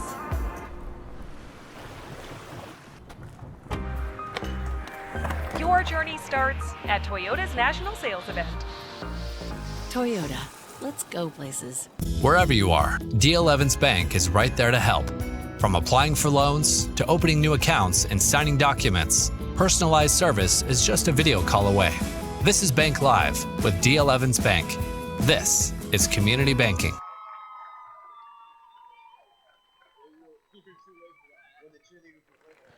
Welcome back to halftime here. I'm going to turn it over to the Middleton band and let you guys listen in to their halftime performance here. So you won't hear from me. You'll just hear from them for the next little bit here.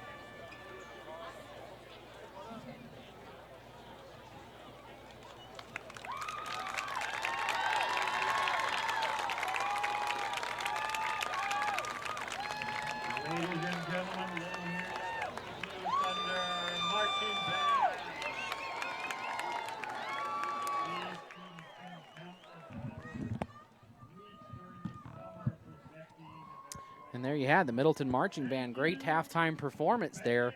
I just wanted to give them a little time on the air as well. So we got 7 minutes before halftime here. Before halftime is up here from Middleton High School. We'll go over the first half scoring summary. Really not much. 3 touchdowns. Middleton started off with a two-yard run by number 18, Kai McClure, at the 10:36 mark of the first quarter. It's only a minute and a half into the game. Extra point was good, making it 7-0 Vikings. Shortly thereafter, Vallivue goes right down the field. A 50-yard reception by number 1, Andre Gonzalez, coming from Santiago Diaz across the middle. The 50-yard touchdown at the 7:50 mark of the second quarter, or of the first quarter, excuse me, made it 8-7 after the two-point conversion was good for Vallivue, putting the Falcons up 8-7. Middleton, late in the first half, was able to score on a 26-yard reception from Kai McClure to Tate Johansson in the left corner of the end zone. Great reception by him in that play with a man all over him. With 1:21 to go in the half, the two-point conversion was good for Middleton as they tried to play catch-up after the two-pointer was good by Vallivue. That made it 15-8 in favor of the Vikings. So a pretty good first half here. Again, we mentioned it. These two teams always play tight.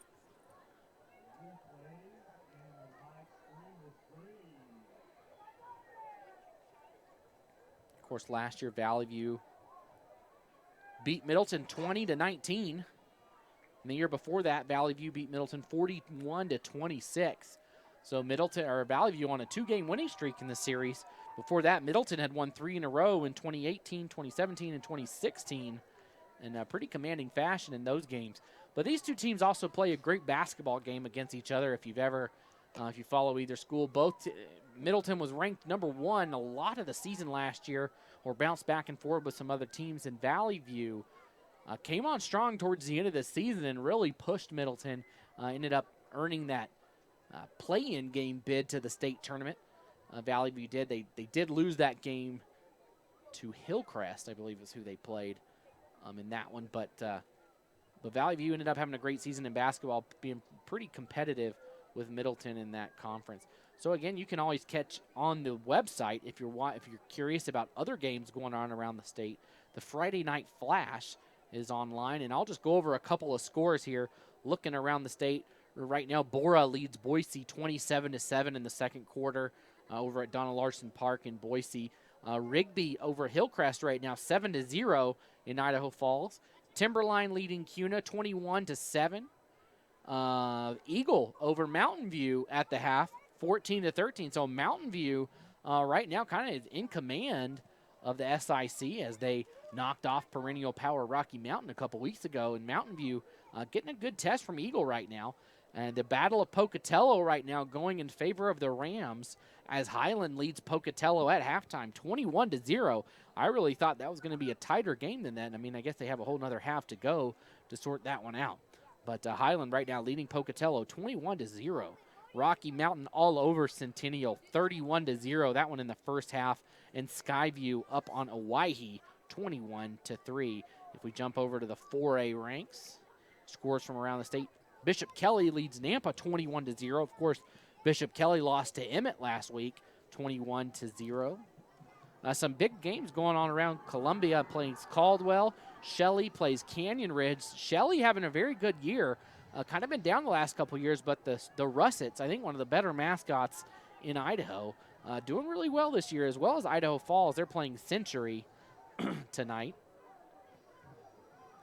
A game just down the road. So Homedale welcome. This is a kind of a crazy non-conference matchup that's occurring late in the season. Homedale welcomes Sandpoint. So Sandpoint made the drive all the way down Highway 95 to play Homedale. I mean, you don't even have to get off Highway 95, really. It's both schools are right off of it. So, there you go.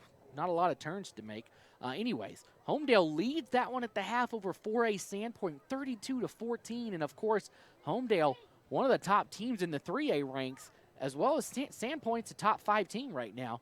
And Homedale just all over them. So you really got to like the Trojans there in the 3A. Of course, Kimberly playing Burley tonight. Kimberly up 14-10 in the second quarter there. Moscow playing Pullman, the border battle up north. Moscow all over the Greyhounds from Pullman 34-0. Emmett up on Ridgeview 21-0, and Blackfoot over Skyline right now. So Skyline, one of the stronger teams here in the 4A, trailing Blackfoot 7-0 right now. We jump around to the 3A. Firth all over South Fremont. Firth, of course, went to the state championship last year in the 2A ranks and leads South Fremont, who's a semifinalist in 3A right now, 14-0. Sugar Salem over Marsh Valley at the half, 20-6. Bonners Ferry all over Orofino, 35-0.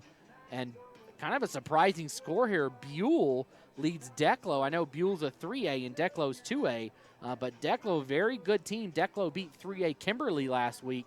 And right now, Buell leads Declo 12-8 at halftime. So that should be an interesting finish there. I believe that one being played in Buell. Firth actually scored again, so it's 21-0 Firth over South Fremont. That's a pretty surprising score. Jumping over to 2A now, West Jefferson over Malad, 26-0. West Jefferson looking very good. The Panthers are from over in Territon. Melba all over Valley, 34-0. And this was a game of the week, I thought.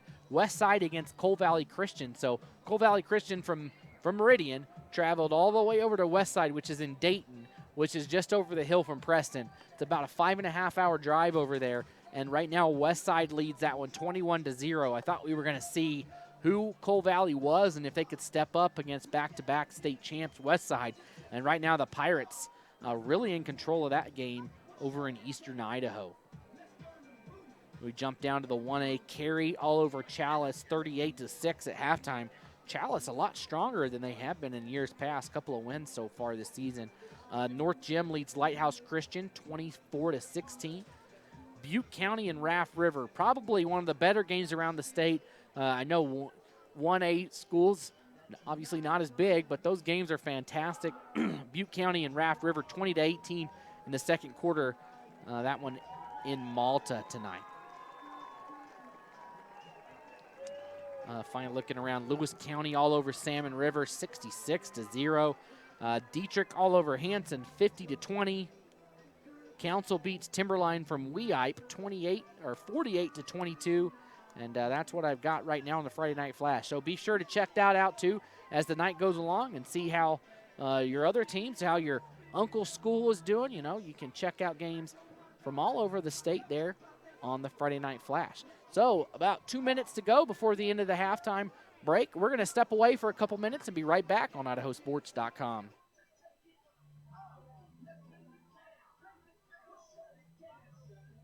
Banking. Maybe you enjoy the person-to-person attention you get going to your bank. Maybe you enjoy the convenience of banking from home sweet home. Or maybe you like the flexibility of paying your bills, applying for a loan, or talking to your personal banking person from wherever fits your fancy. Then definitely, you should bank at Mountain West Bank. Member FDIC. The easy, convenient, any way you want to bank. Ads like this keep popping up, but I see through the hype because those vape clouds people claim are just water vapor contain as many as 31 different chemicals, like formaldehyde, the stuff they preserve dead bodies with. And while the flavors sound all harmless, we still have no idea what these ingredients could be doing to our bodies. But I already see vaping for exactly what it is. Get the real facts at BehindTheHaze.com. At Toyota's National Sales Event, we don't just help you get the perfect vehicle.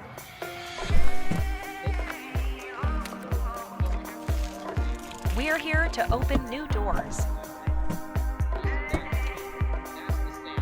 that lead to your road to greatness.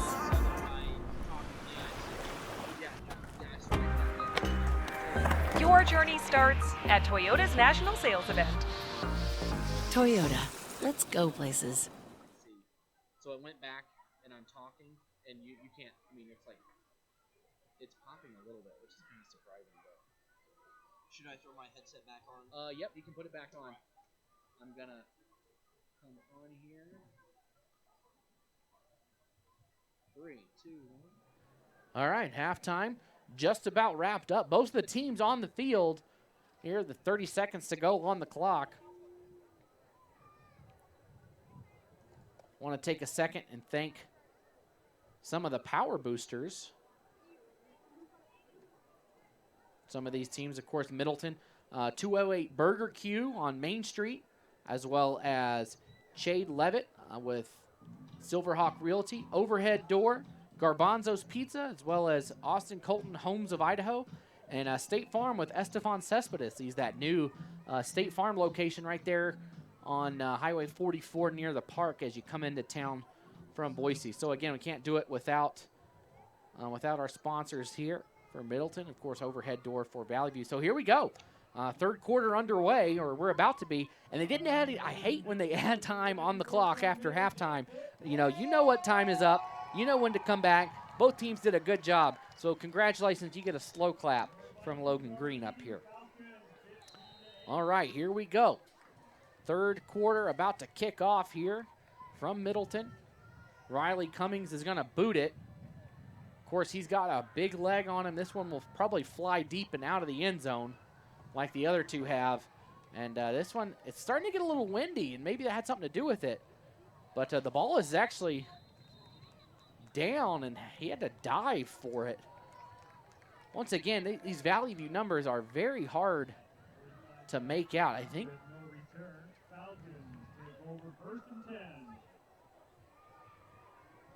think that was Diaz out there that tried to catch it. Anyways, here we go. First and 10. The ball's going to be at the 16-yard line for Vallivue.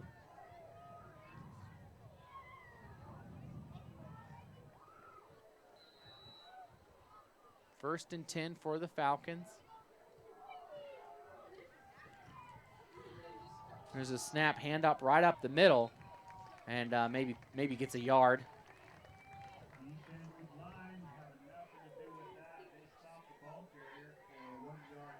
That's Trey Stump out there, ball carrier for Vallivue.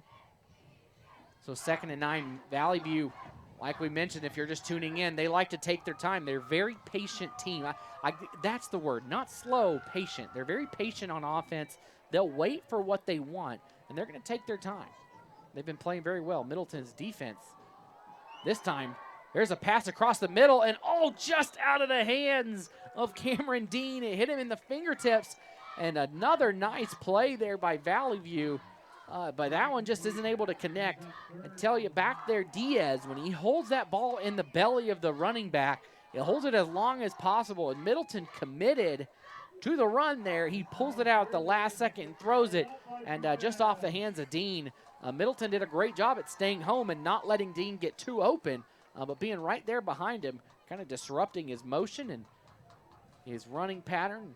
Got him out of the groove just enough to force the incompletion. So it'll be 3rd and 9, 11:18 to go in the third quarter. Here come the stomping feet here from Middleton, the bleachers below us. Another handoff, this one a little trickery, and no gain. So I can tell Coach Brock talked about, let's stop this run game. Enough of giving up these long 7-8 yard runs every play to the Falcons. And this time a big stop for the Middleton Vikings. And I want to go back to the first half. Vallivue had a 3rd and it was like 2nd and 2 or 3 from the 5, and then they got a false start, and it came back. They don't end up scoring on that possession.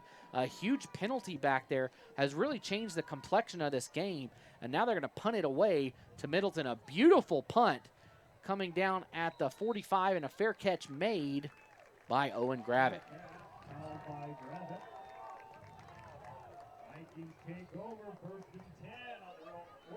All right, so Middleton will take over from the 45-yard line. Some of the best field position the Vikings have had tonight. They've had to go on pretty long drives for all of their touchdowns so far. They did so on the last drive with that last touchdown possession. A nice long drive by the Vikings. Again, if you're just tuning in, all-conference wide receiver from last year, Tyler Medeiros, not playing in today's game. Doesn't look, if he is hurt, it must not be too serious. He's walking around. He's in every huddle down there being a good teammate. And the other receivers have stepped up well for the Vikings. McClure, handoff up the middle. A lot of room to run for Goodfellow. And Goodfellow, he'll pick up about 6 yards. He'll be down just shy of the 48. Number 21, Thompson Goodfellow. Run up the middle for a gain of 6. It's second down and 4 for the Vikings. It might be too tight. I can adjust it now. A quick slant, and Johansson just dropped it. Johansson hit him right in the belly, and he just dropped it. I guess he wasn't in the end zone, so he didn't want to catch it. Again, Johansson with a beautiful touchdown pass or reception at the end of the first half. Kind of over-the-shoulder reception in that far corner of the end zone. So it'll be third and about 4 for the Vikings. This is an area where we see McClure keep it on a quarterback draw a lot. There he goes. He keeps it on the option, though, and he's going to pick up the first down and more. He turns the corner, and that's a big pickup on first down as he rolls forward, and they're going to call him out of bounds at the 26-yard line. So a big pickup on third down, about 23 yards. Big gain all the way down. They're going to spot him. They're going to spot him at the 26. So about 20 yards. And we got flags down. We're going to have a false start. What? No, you're fine. You're fine. So false start on Middleton. Move the ball back 5 yards. It's been a great game here tonight on IdahoSports.com. Thanks for joining in wherever you're at. First and 15 from the 31. McClure in the shotgun, waits for the signal. We're good to go now. Takes a snap and a quick pass to Johansson. He almost dropped it again, but he carries a defender forward, gets back the penalty yardage and picks up a couple more. Looks like he'll be spotted at the 22-yard line. The line to gain is the 16. So it'll be second and about 6 for the Vikings. Nice 9-yard pickup.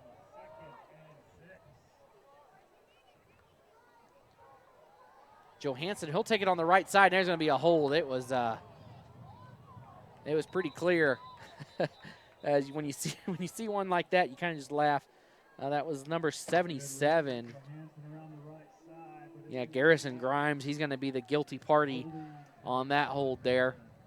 He didn't need to do it. Johansson had made it around that defender, but he reached out from behind and grabbed the back of the jersey. So another penalty we saw, like I mentioned a couple minutes ago. Penalties down inside the red zone hurt Vallivue the last time they were down there, and now Middleton knocking on the door. What would have been a third and about 1 ends up being a second and 10, or second and 20, excuse me. So a big play on the hold there. Johansson comes off. Goodfellow back in at running back. And Middleton, they can just switch those two out as they want. Both of them very effective in there. Goodfellow moves from the left to the right. McClure going to pass it on the screen pass to Gravitt. Gravitt cuts across the middle of the field, and he's got a gap, and he's going to get past the second defender, but the third one wraps him up around the 4. So Gravitt did a nice job. He ran. He caught that ball around the 3 on the 30-yard line over on the far side, cuts diagonally across the field, and a great run by Gravitt to judge the gaps just right and get down to the 4. So we've got a whistle. And the official is not happy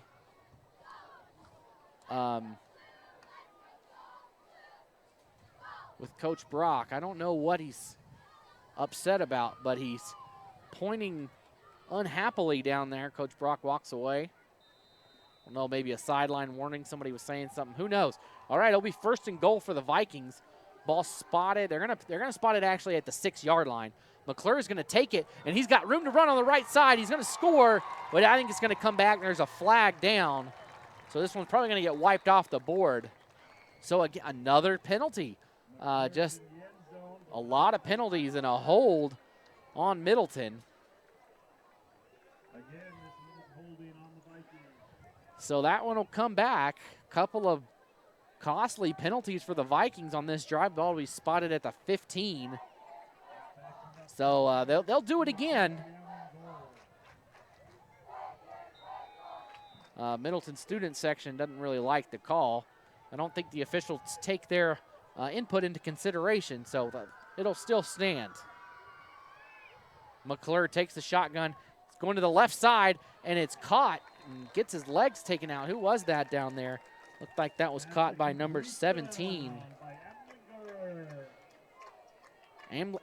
Amlingmeyer comes up with the reception. He's the one who we've seen on the field a lot today, I think filling in for Medeiros, and he's done well.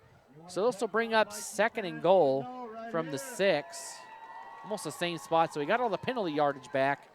We'll see what McClure does if he wants to keep it. They don't look like it. They don't have that blocker that they usually have on the right side, but Goodfellow does move over now. McClure is going to throw it deep. He's got a man open in the corner. Caught. Touchdown, Tate Johansson.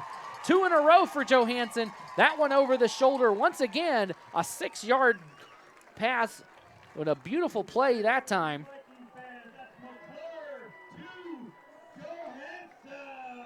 That one coming at the 7:45 mark of the 3rd quarter. So Middleton will line up for the extra point this time. They went for 2 last time to catch up from Vallivue going for 2. And the extra point, he shanks that thing to the left. That'll be no good. So it'll stay here 21-8.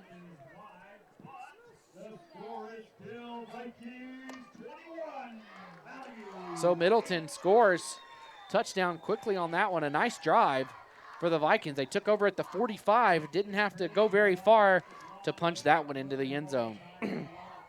So Middleton, there's some dairies around here, and we're getting a whiff of it. And there's some kids over here. I think one of them is your brother. Is one of Miles Johnson is on the camera.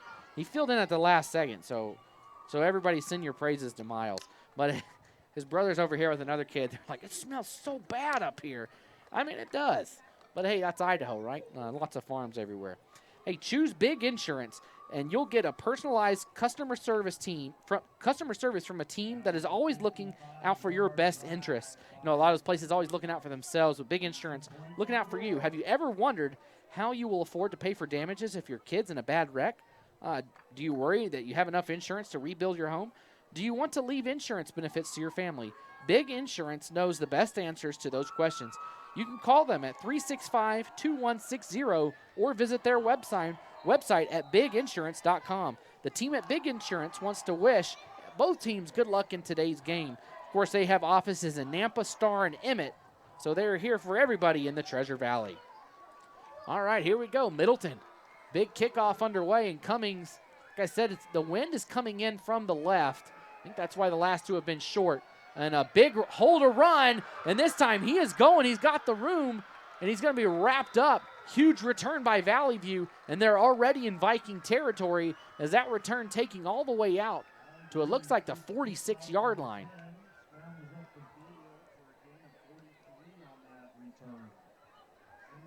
And again, I wish I could give credit to somebody. I literally cannot see the numbers on Vallivue's jersey. They look like nothing to me. I can tell Carson Dean's number 11. That one's pretty clear. But they're tough. Yeah, they're tough to see. All right, here comes Vallivue. They'll line up at the 46. Great field position to get right back in this thing, and a quick handoff and lots of room to run up the middle. A nice cut as he came to the outside and cut up. Let's see who that was on the carry, if I can tell.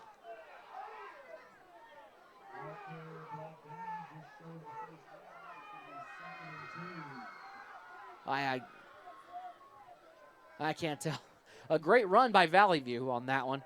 As he went right up the middle, he came back to the right and cut straight up the middle. A big pickup. So, this is what I was talking about earlier with Middleton when they were having those incompletions on first down. And this is what Vallivue's been doing so well, is huge, good chunks of pickups on first down that makes 2nd and 3rd a lot more manageable.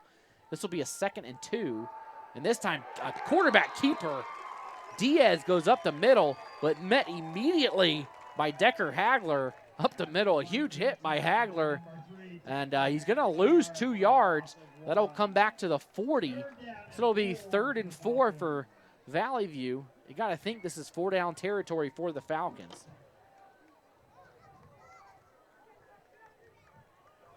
Tell you, that's a pretty strong dairy smell. I'll tell you, the wind is coming in just right. So here we go, 3rd and 4 for the Falcons. They're bunched in tight. Diaz is going to keep it on the left side. He's got room to run if he can make it, and he's going to be right there. We'll see where they spot it. I thought he got spun forward and picked up the first down, but I think they're going to spot him short, but I thought he had it. And he's got a cramp. They're coming out to stretch out his leg. Hopefully it's just a cramp. Take a chance to thank Act Towing and let you know about them. Act Towing has what it takes to save you and your vehicle from any tight spot, whether you're in a garage downtown or stuck in the mountain snow. Their drivers have the training and skills to serve you. With highly skilled Wreckmaster certified drivers, Act Towing is prepared to help you through the unexpected. Act Towing specializes in classic cars and off-road recoveries. Call their friendly staff today at 208-375-3121 and get back on the road. Also, make sure to like them on Facebook at just by searching them Act Towing, that's ACT Towing, or visit their website at boisetowtruck.com. From everyone in Act Towing, good luck, boys, in tonight's game.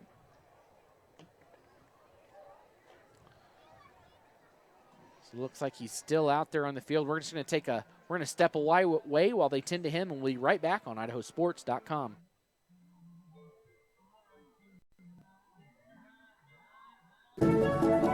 At D.L. Evans Bank, we haven't invested in a deep line of digital banking services to help infuse more banking into your life.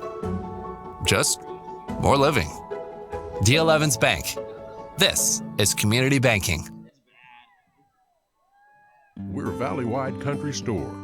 For 100 years, we've been your #1 choice for food, fuel, farm supplies, and just about everything else you could need to get you through your day. We know you work until the job is done, and so do we. For gas on the go, or a little extra to help you get down the road, you can count on us. We are proud to employ your neighbors and to be a cornerstone of your community. We're valley-wide. Yesterday, today, and tomorrow, we're here for you. The injuries look like those seen in people exposed to poisons like mustard gas. That's how doctors are describing what they see in the lungs of vapors. The chemicals can essentially burn your lungs. Find the truth at BehindTheHaze.com.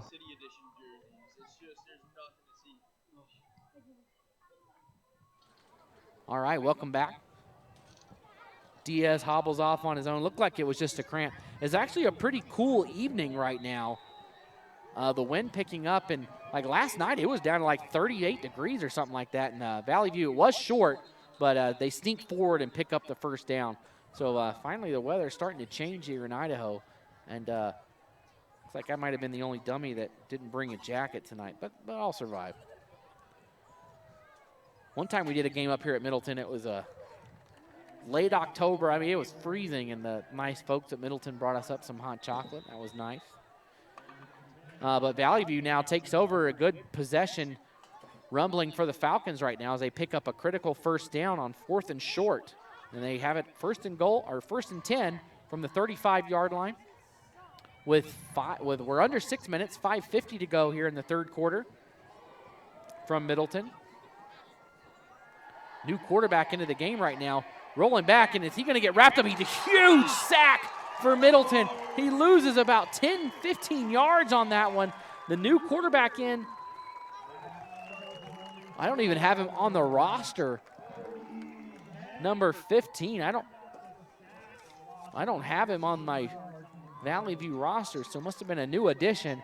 But a huge sack, and you look back and say, you get Diaz back in this game. It looks like he's trying to come back out. But you look back and say, man, that was a huge loss. They're going to say officially 14 yards on that. But a big loss there. The sack was by number 24, Bodie Heck. the senior linebacker, brings him down. So 2nd and 24, under 5 minutes to go now. Diaz back in the game. That's got to be a good sign for Vallivue fans. Diaz keeps it, and he's going to throw it. He gets walloped as he gets it away, and it's intercepted. There's going to be a flag, and I think they're going to say pass interference, but I don't know if that's – personally, I don't think that's the right call. I think everybody was in there for that ball. The defender had just as much right to be there for it, and the other official comes to talk to him about it, and I think that's what he's going to say. He had his head turned. I thought it was a good interception. I think it was just a bang-bang play. I didn't see anything malicious with it. And if it is pass interference, it is. And, man, Vallivue with a huge bailout right there. It was 2nd and 24, and they throw an interception.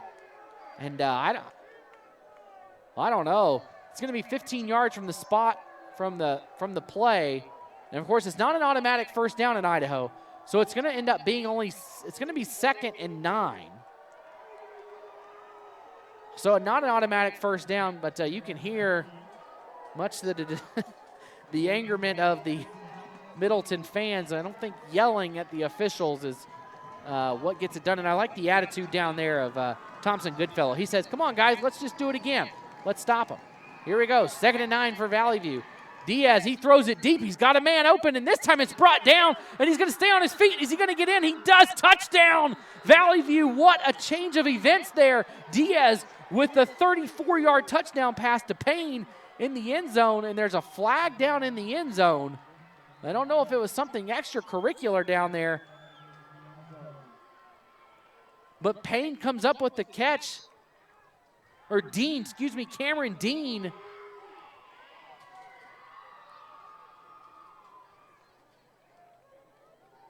We'll see what the call is. I think the touchdown is going to stand for Dean.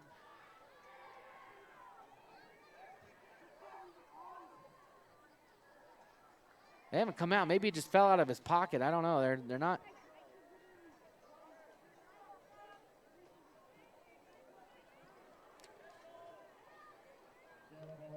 Okay, dead ball foul. Looks like my camera froze. I'm going to unplug it, everybody. You're going to see a question mark, but it'll come right back. Well, we'll wait for a commercial here. All right, Valleyview's going to go for 2. The camera's frozen. I'll fix it after this 2-point conversion. Run is to the right side, and he's going to get in. So, there we go. The camera's working now. So the 2-point conversion is good.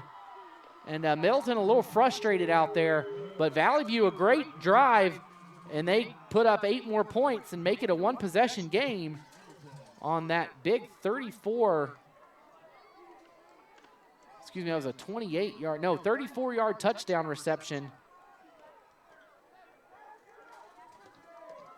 by Cameron Dean.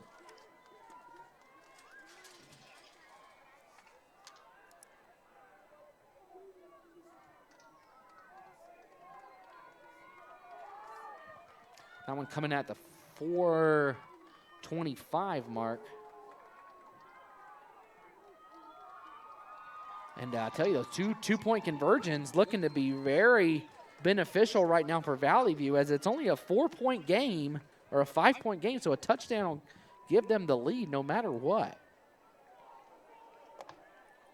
I tell you what, a chain of events there. Middleton comes up with the intercept. They get a huge sack, making it 2nd and 24.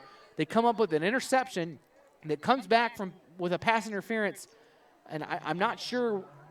I don't know. It looked like it looked clean to me. I thought the defender was looking towards the ball and that he was there. And now Middleton gets flagged for extracurriculars, and Valleyview's going to kick off from inside Vikings territory. Man, if I'm Valleyview, I just do an onside kick right here. I mean, the worst case scenario is Middleton takes over at the 35-yard line. So I will see what Valleyview does right here. I mean, there's not much difference between the 35 and the 20. And Middleton's kind of lined up like maybe that's what they're going to do. So here they go. No, they're just going to kick it away. This one, Goodfellow drops it at the 2, but he picks it right back up. And if he's able to get through the first line of defenders, there's a lot of space, but he only gets to the 15. And so the momentum starting to go the way of the Falcons here late in the third quarter. as Middleton went right down the field and scored, and Vallivue with a huge kickoff return where they took over at the 45-yard line, go right back and have a 34-yard touchdown pass from Santiago Diaz to Cameron Dean.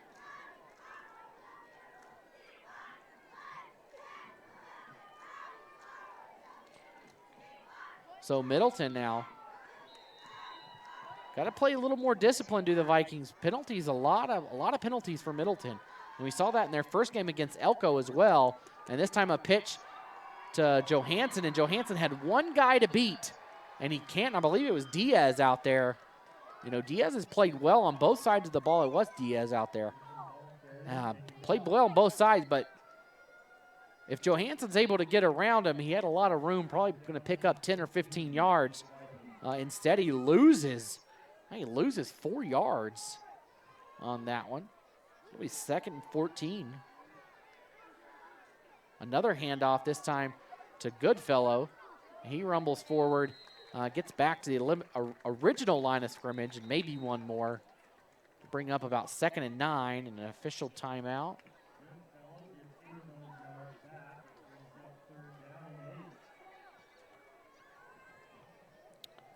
I'm not sure why they stopped the clock, but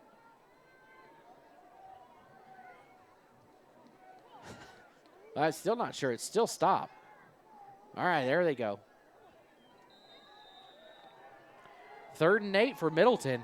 So a big chance here for Vallivue to get the stop and maybe get the ball back. They got a lot of momentum. Pass across the middle, and there's going to be a pass interference. Both flags come out as Owen Gravitt had a man on his back there from Vallivue. So that'll be a 15-yard penalty and will result in a first down as it was 3rd and 8.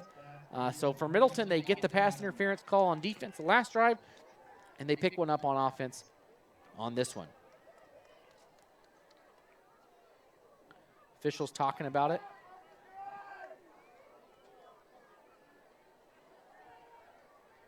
Yep, pass interference on Vallivue.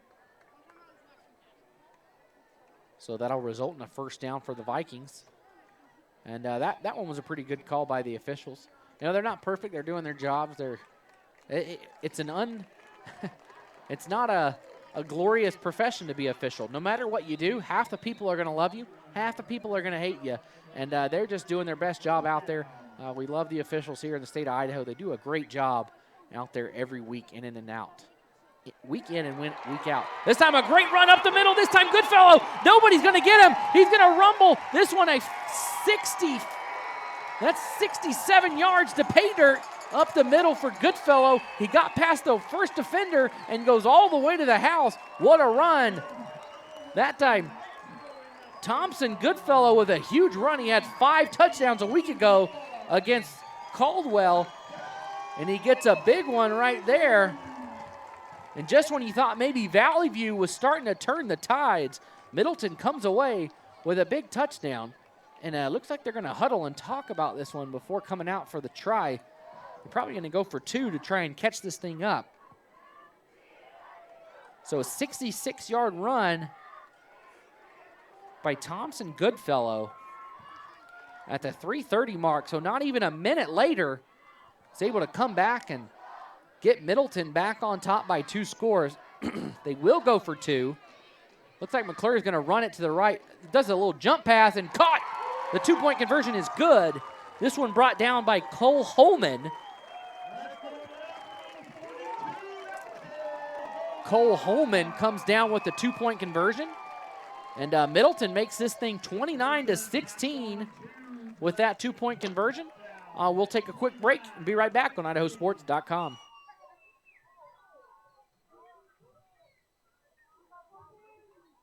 It's time to start planning for back to school. That's why I got my kids vaccinated for COVID-19. Kids 12 and older can get vaccinated. The vaccines have been researched and tested. They're safe and they work.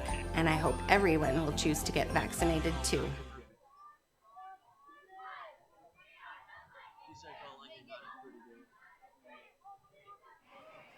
Welcome back here to Middleton as the Vikings quick strike touchdown. So we've had back-to-back touchdowns for both teams. Middleton goes down the field, scores first. Vallivue comes right back with a huge play. What a great touchdown pass that was from Diaz to Dean, and then Middleton comes right back with a huge 66-yard run. That one coming from Thompson Goodfellow as he went up the middle, bounced off the first defender, and just won that foot race all the way to the end zone as Middleton stretches it back out to 13. Back to the 2-score game it is. And Vallivue had an amazing kick return last time. We'll see if the Falcons can pull that off again. Kind of a strange formation. I think they were just up there waiting to see what Middleton was going to do, and they do back out. Vallivue does. So here comes the kick from Riley Cummings. Last couple have been short. I'm sure Coach Brock said, hey, Riley, boot that thing in the end zone. Don't give him a chance. And this one hangs in the air again, and it's going to fall around the 10-yard line. This time, no huge return. He's still going to get good yardage up to the 26-yard line. So 3:22 on the clock here from Middleton High School. Middleton leads 29-16. Thanks for tuning in to this one on IdahoSports.com. We've got a slew of great games around the state tonight. Checking in on some scores around the state. Bishop Kelly leads Nampa 21-7 at halftime. Over in Idaho Falls, Century leads Idaho Falls 21-7. So Idaho Falls having a really good season so far, but right now Century all over them. And looking else around some 4A scores, Hillcrest trails Rigby. Of course, Hillcrest beat Vallivue earlier this season, but Rigby, I don't know if anybody's beating Rigby this year. The Trojans up 28-0 on Hillcrest. So here comes Vallivue. Diaz, he's going to throw deep, and there's got to be a pass interference. And there it comes. Yeah, I mean, it got intercepted, but this is going to come back, and there's going to be a block.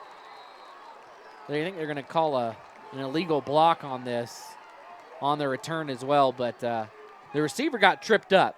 Gonzalez was going deep, and he got grabbed.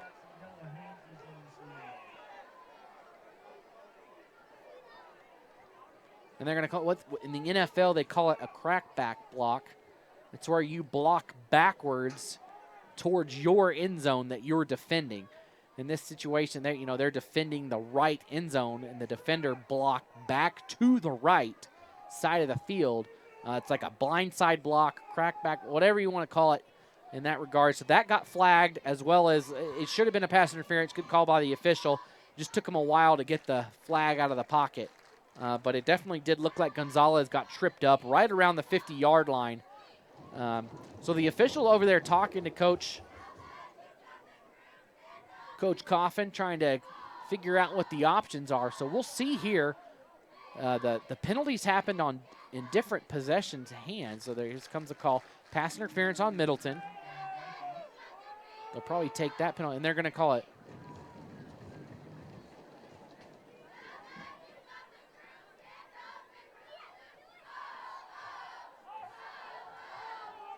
I'm not sure what the second call was.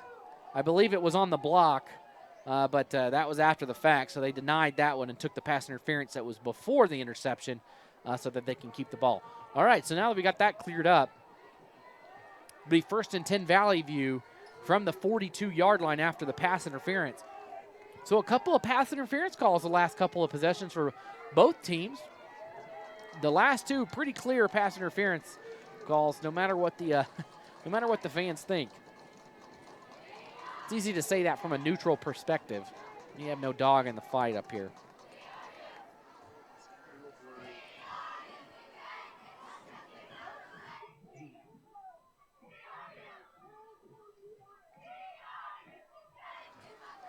So Vallivue just taking their time. Coach Brock is still out there talking to the official about it.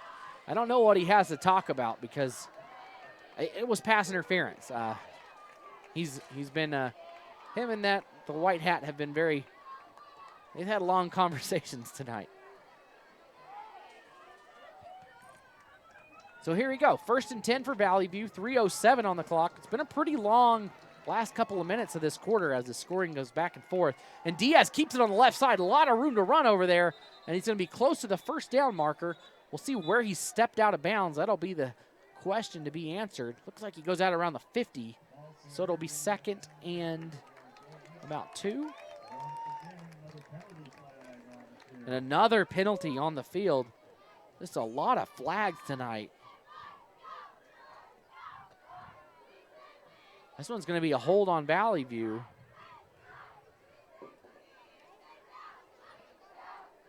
I saw a cool story. One of the officials for I believe it was the Notice Horseshoe Bend game last week.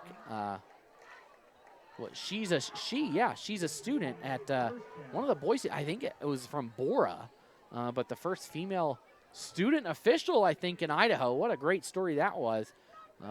Wonder what game she's covering tonight, but you know, when there are official shortages, so they're digging everywhere, even where students can be official. So quick pass from Diaz, and that one might have been a lateral at the end of the day, and he's gonna pick up a foul. You just don't need to do that. Middleton, I don't know who it was over there, but pushes the player out of bounds. He was already out of bounds. Whistle had blown. You know, he didn't knock him out, but he gave him an extra push, and it's gonna be flagged, a 15-yard penalty, and you don't need to do that when it's 1st and 25. You know, and kudos to Vallivue over there for keeping their cool and just staying with it and not getting too upset about it.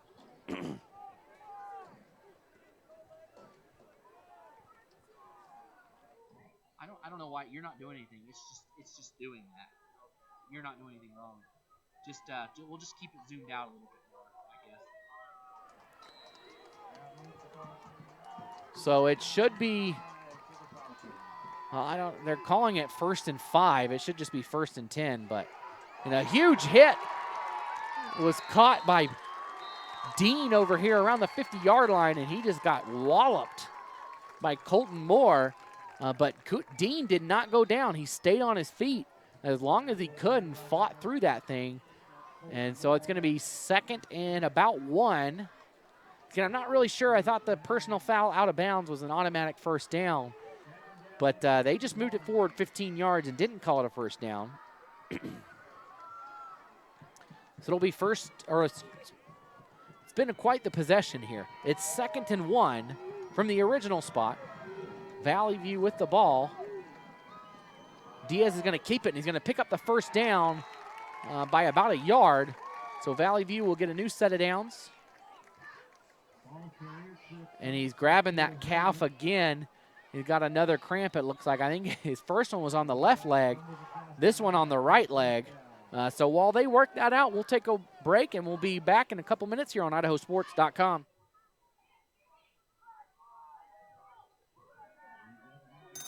A hit in the morning, another between class, after school, and more before bed. Vaping sucks you in quick. Not to mention all the chemicals and health problems everyone's talking about. That's why thousands of teens are ready to take back their life their own way with My Life, My Quit.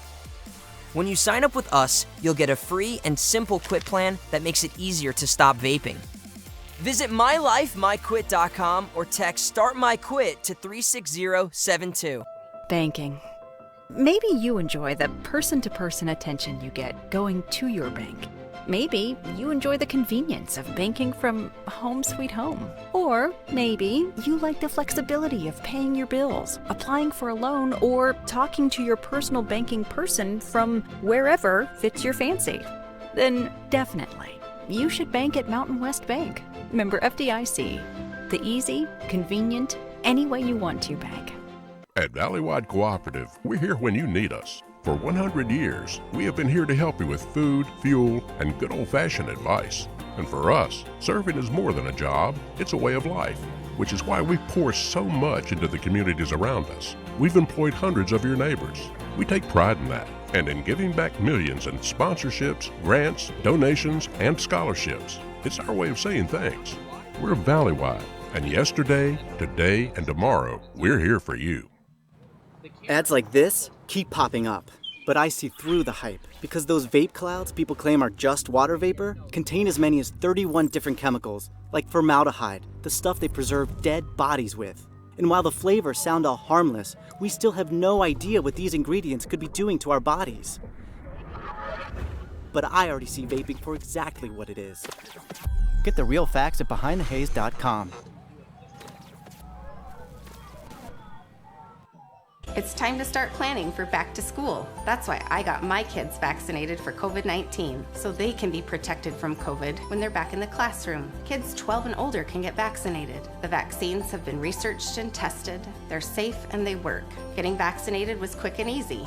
You can walk into a pharmacy to get one.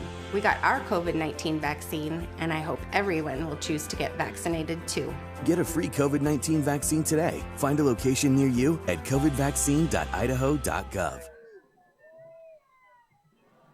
Welcome back. Everything looks to be well, but we saw last time when Diaz went out with the cramp, a huge sack by the Vikings.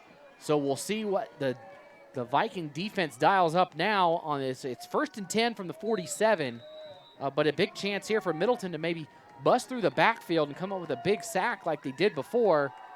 This time just a quick pass. And oh, man, if Sawyer Heck looks up and puts his hands up, he's probably dancing inside the end zone right now as that one bounced off the arms of Gonzalez, popped in the air, and Gonzalez not able to bring it in, and he fell down on the play. It could have been a big interception, but Heck just ran right past it. So it'll be 2nd and 10, 2:03 to go in this third quarter.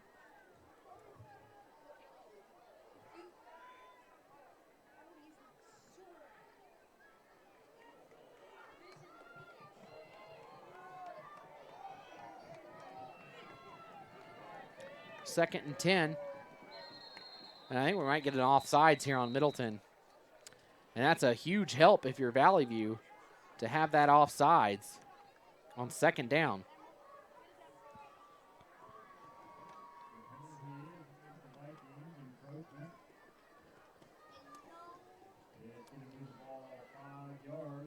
So that I mean, if anything else, it gives Diaz some time there on the sideline to regroup himself, and they pick up 5 yards. So I'm sure Vallivue willing to take as much time as they can on these next couple of plays before they can get him out there. He's had a couple of cramps. This time another pass to the outside and almost intercepted again by Sawyer Heck. He's favoring that left side of the field. That time once again looking for Gonzalez out there. And one of these days Heck is going to get his hand on that. That pass got to be a little bit more on the outside and higher for the Vallivue quarterback. Of course, they've subbed in a quarterback that's not on any roster that we have. Number 15 out there for Vallivue.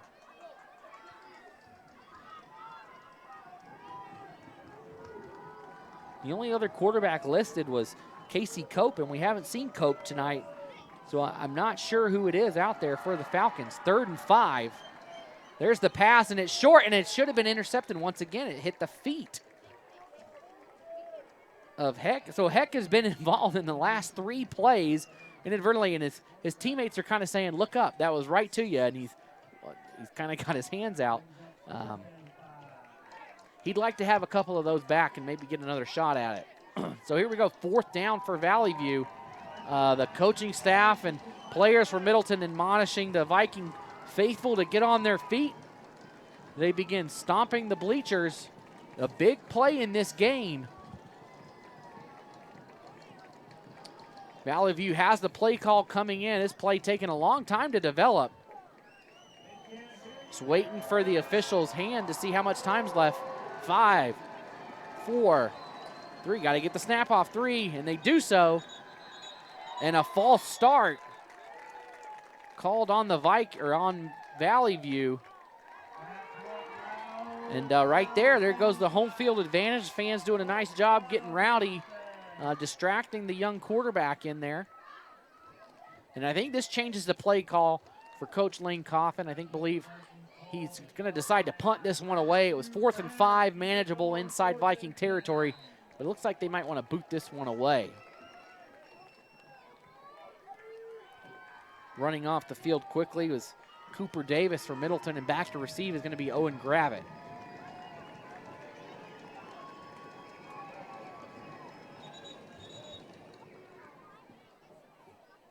Officials blow the whistle. And Vallivue is going to use a timeout. So Vallivue burns a timeout right now. They want to talk things over. They'll only have 2 left. We saw them late in the first half. Maybe wish they had some of those timeouts. But you got to use them to come back in this game as you're down by 13. Hey, the cost of building has doubled in the last few years. If your house burnt down, would you have enough insurance to rebuild it? Are you paying too much for your business insurance? Go to biginsurance.com and in just a few minutes, see if you can find enough insurance to rebuild your house at a better price. Then let us at biginsurance.com help you make sure you have all the coverages you need, but not the ones you don't. Feel free to drop by one of our Big Insurance offices in Nampa, Star, or Emmett, or feel free to give us a call at 365-2160. BigInsurance.com, where insurance companies come to shop for you. You know, Act Towing, they have what it takes to save you and your vehicle from any tight spot. Whether you're in a garage downtown or stuck in the mountains of snow, be sure to reach out to Act Towing. Find them on Facebook just by searching Act Towing or going to BoiseTowTruck.com. All right, here we go, 4th down. Vallivue going to boot this one away. This one a sky-high kick, and it's going to be well short, and it actually goes sideways and rolls backwards, and it'll be down around the 22-yard line where they'll spot it with 1:31 to go. So it's been quite a long last couple of minutes of this quarter here from Middleton. Been a good, fun game here. A nice 4A SIC matchup. These two teams duking it out. Separate just a couple of miles down the road. If you're watching from somewhere else, have a relative playing in this game. Vallivue about, 5 or 6 miles south west of here. Maybe more than 5 miles. Maybe 5 miles as the crow flies. But only about 10 or 15 minutes away from the stadium here in Middleton. So the Vikings are going to hand it off this time. Let's see, Johansson, can he turn the corner? He does, and he picks up good yardage. Nice job. Just he stopped on a dime on the 25-yard line, waited for the defender to overrun him, and then he pushed forward for a couple more yards.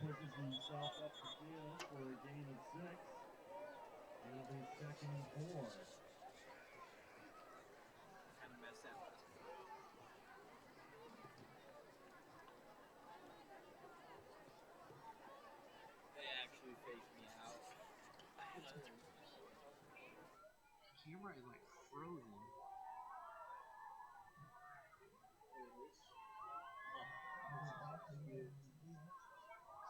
All right, sorry, that camera's frozen again. I'm gonna unplug it. Like I said, you're gonna see a weird. Oh, it's a timeout. Here, I'm gonna step away and unplug it. We'll be right back on IdahoSports.com. The injuries look like those seen in people exposed to poisons like mustard gas. That's how doctors are describing what they see in the lungs of vapors. The chemicals can essentially burn your lungs. Find the truth at BehindTheHaze.com.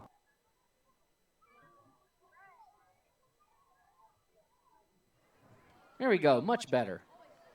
I don't know why that's been happening here. 1:22 on the clock. I believe Vallivue took a timeout there. So they burned 2 timeouts in the last couple of plays.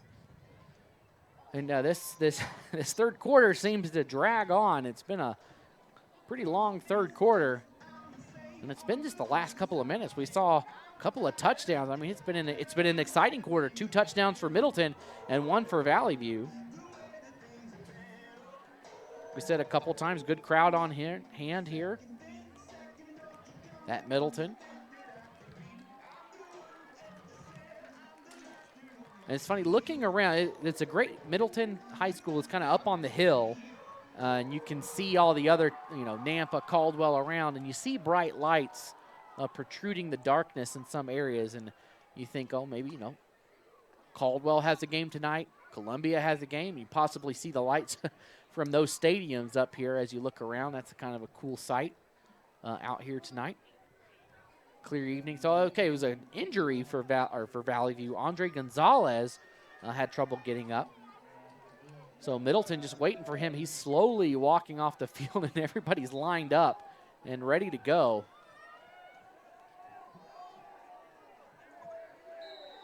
And they blow the whistle even though he's not off the field.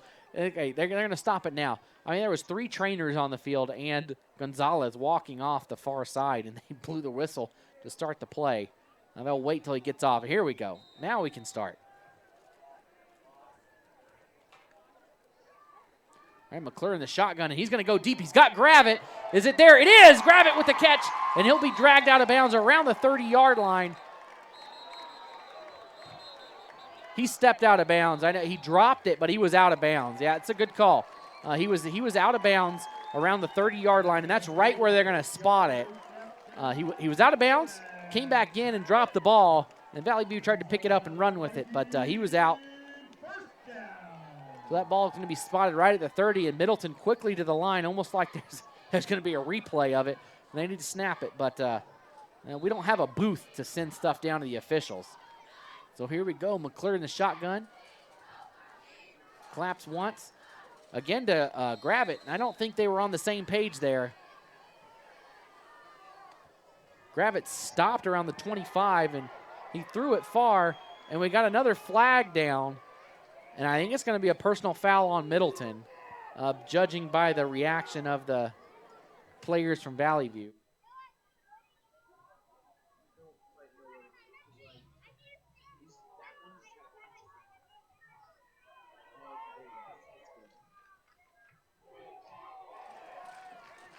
So we'll see what they call. Still haven't come out with the official play. They're going to say dead ball, personal foul. They're going to call it on Vallivue.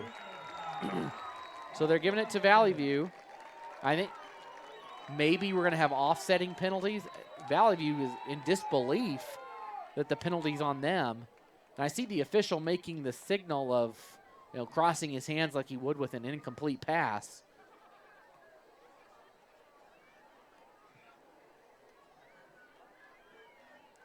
We'll see what else. Dead ball, personal foul on Middleton. So I believe those are offsetting penalties. No, so they made a mistake, and they're calling it on Middleton. So that'll be a 15-yard penalty. It'll come all the way back to the 45. So this should bring up second and 25 from the 45-yard line.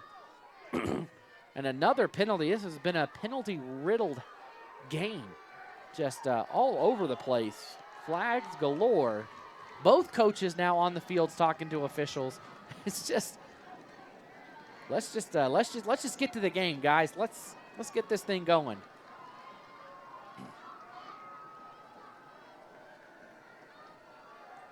All right, here we go. McClure in the shotgun for Middleton. He's going to keep it up the middle, and man, what a great job staying home and staying honest. Let's see who that was for Vallivue. That was number 6. That was Trey Stump. Stump stayed home and kind of played that QB spy on McClure and waited to see what McClure was going to do, and as soon as he took off, he ran over to him. What a great play by Stump to just stay home. Middleton has it second.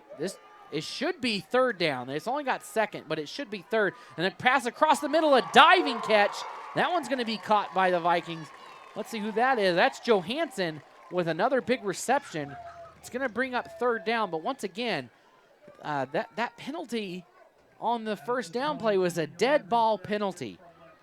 The play should have stood, and then after the play, they moved it back, but they counted it, and so Middleton, this should be fourth down. So Middleton getting a good hand here, and the officials are going to blow it dead.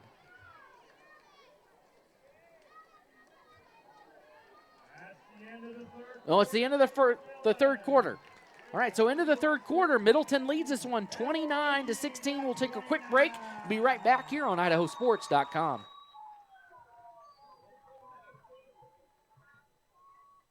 Wherever you are, D.L. Evans Bank is right there to help.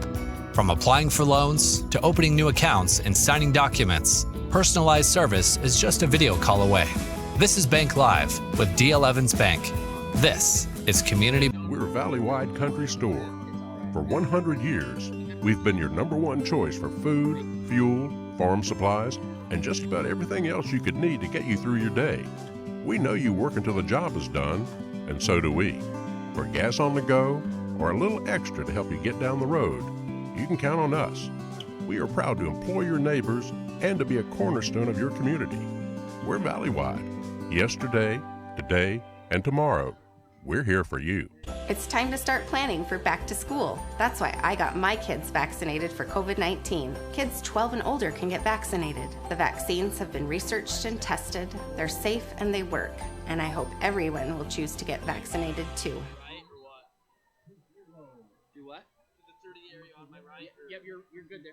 Let's move.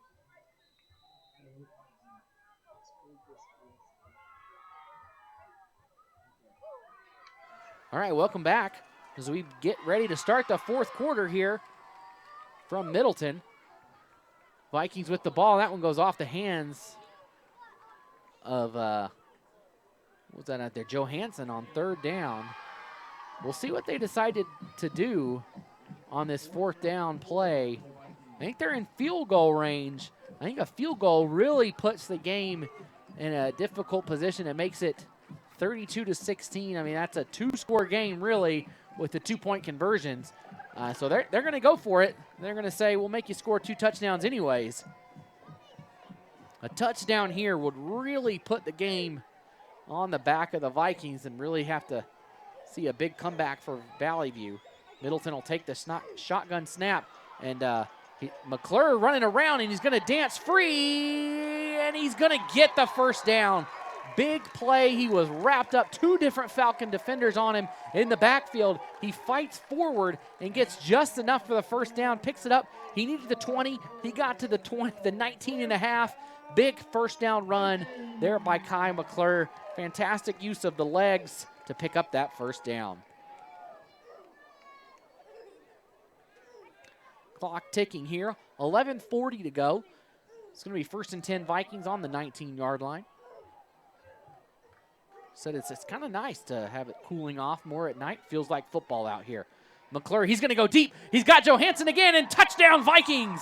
Tate Johansson, once again, his 3rd touchdown reception of the game as he finds that same corner of the end zone, that left side of the field.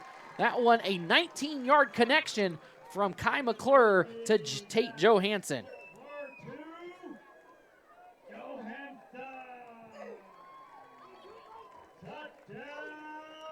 That one comes at the 11:24 mark.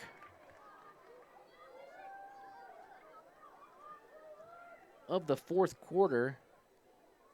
Sorry, just jotting down my notes here. What a great catch by Johansson. He found himself open there all alone, and a great touch pass by McClure to get it in there for the touchdown, as now the Vikings have 35 on the board, looking for 36.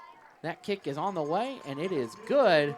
So a 20-point lead now for the Vikings. Vallivue really going to need to put something together and put it together quickly if they want to come back in this one, as Middleton has taken the 36-16 lead over Vallivue.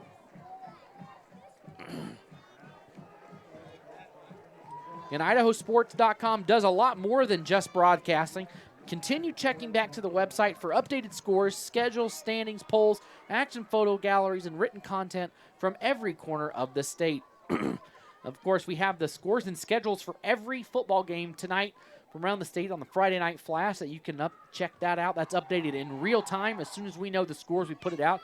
It's the only statewide scoreboard around the state. You find a lot of maybe regional scoreboards, but you want to find out what's going on up north between, Orofino and Sandpoint. You check that out. Of course, Sandpoint's down here. Anyway, you know what I mean. East Idaho, we got all those games covered as well, so be sure to check back to the website for those. We've also got volleyball scores. We've got boys soccer. We've got girls soccer. We have everything covered on IdahoSports.com. We're your one-stop shop for all scores and schedules, game broadcasts, everything you can think of, features every week.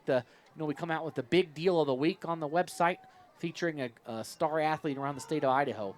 So be sure to check out the website for more than just broadcasting. So Cummings, he boots this one deep.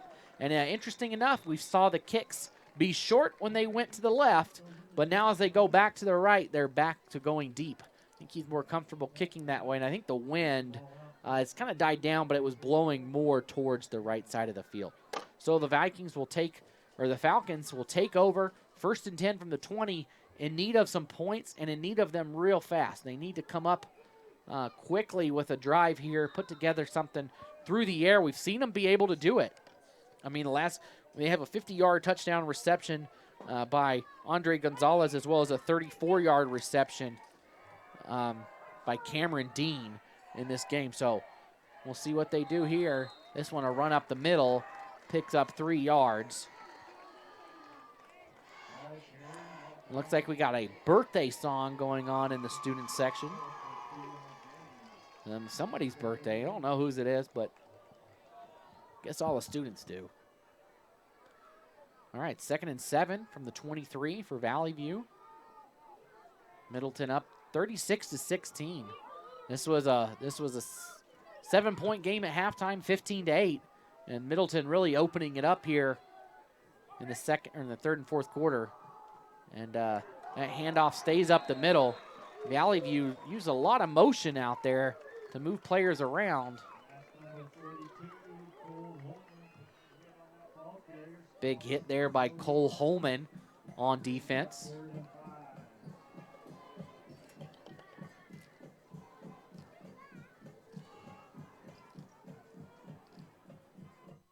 Zoom it out some more. Just slowly zoom it out. Yeah, there you go. There you go. Perfect. Do it again. Just zoom it out some more. All right, 3rd down and about 5. Valleyview's going to keep it. Quarterback keeper on the outside and tripped up. He's going to lose 2 yards, I believe, on the outside. I think that was Tate Johansson. So Johansson scoring on one end and coming up with 3rd down stops on the other. So a big 3rd down stop by Johansson brings up 4th and 5 for Vallivue. And this is crunch time right here. They got to get this 1st down. I believe they're going to punt, but they're going to have to come up with a stop on defense, or this one might be all she wrote. Another touchdown would really put this thing out of reach for the Falcons. And they are going to line up to punt this one away.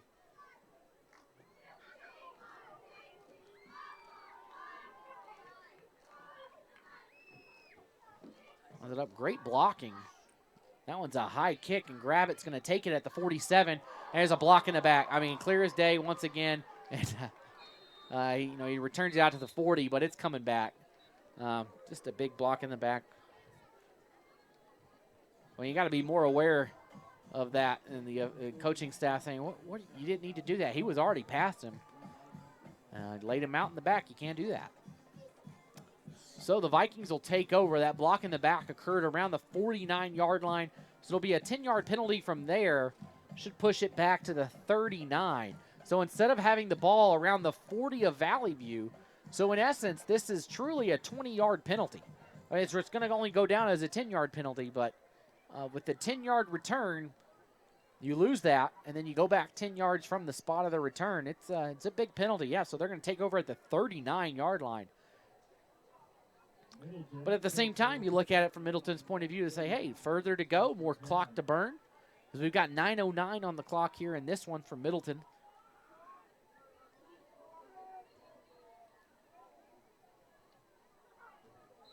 As they take over now.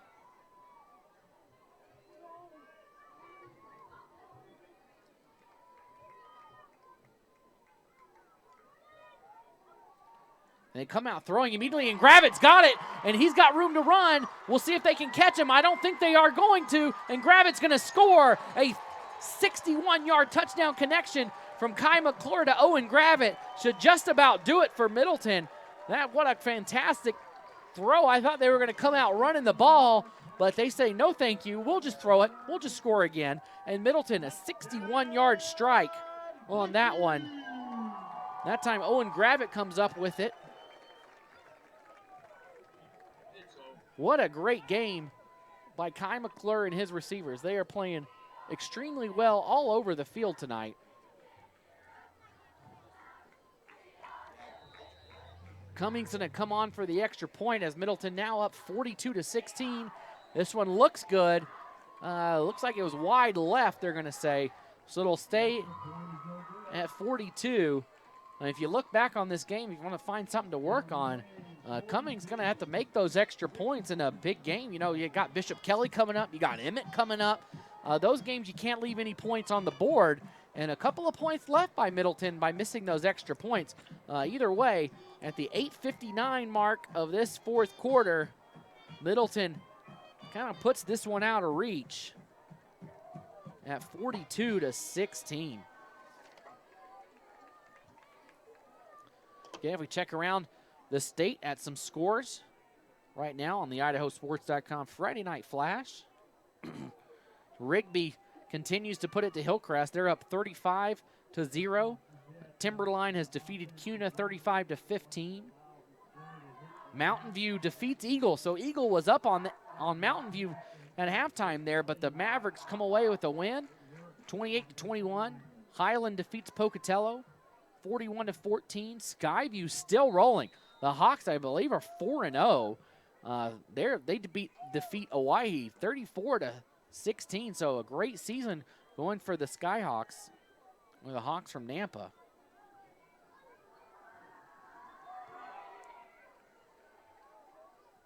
There's the kickoff, and that one will go back for a touchback. Still, the last score update we've got from Bishop Kelly and Nampa, 21-7 in favor of Bishop Kelly. Century over Idaho Falls, 21-7. Wood River from Haley leads Filer 7-3. And it's a final over in Homedale. The Trojans from Homedale defeat Sandpoint 38-21. So Homedale kind of quietly, you know, we haven't heard much from them this year. They played a couple of Oregon schools. They played Caldwell early. And what do? They invite one of the top teams in 4A down and put a beating on them, beating them 38-21. So great job for Homedale. Congratulations to them. And another one, Burley leads Kimberly in the fourth quarter, 23-21. Another run over the right side for a couple of yards. Looking around, Moscow leads Pullman, still 34-0. Emmett all over Ridgeview, that one final up north, and Emmett 28-0. So I tell you, I haven't seen Emmett play this year, but they'll be here in Middleton, and that should be a great game. And Emmett, that defense has just been shutting people down. And they did lose to Weiser a couple weeks ago, but Weiser might be one of the best teams in the state of Idaho. I know they're a 3A school, but the quarterback Brett Spencer's got a couple of D1 offers. University of Idaho wants him to play at the quarterback position, so that's a big deal for him. Vallivue quarterback going to keep it, handing it off. They're going to say he was down. He got up and tried to run it. They're going to say he's down around the 21-yard line. But like I said, Weiser kind of just been slowly building up over the last couple years, building into a power. And like I said, they beat Emmett a couple weeks ago over in Weiser. And Blackfoot in East Idaho. Blackfoot takes down Skyline 17-13. So I think a lot of people liked Skyline in that game. That one was on IdahoSports.com. So Skyline falls to Blackfoot in a big game in East Idaho. The 4A, I feel like the 4A is just up for grabs right now. I think Emmett kind of showing us that they are who we thought they were from last year, and they're really just showing everybody up right now. And Vallivue, they're taking their time, and they let it tick down, and they call a timeout. So Vallivue is going to call a timeout. We'll take one with them. We'll be right back on IdahoSports.com. At Toyota's national sales event, we don't just help you get the perfect vehicle.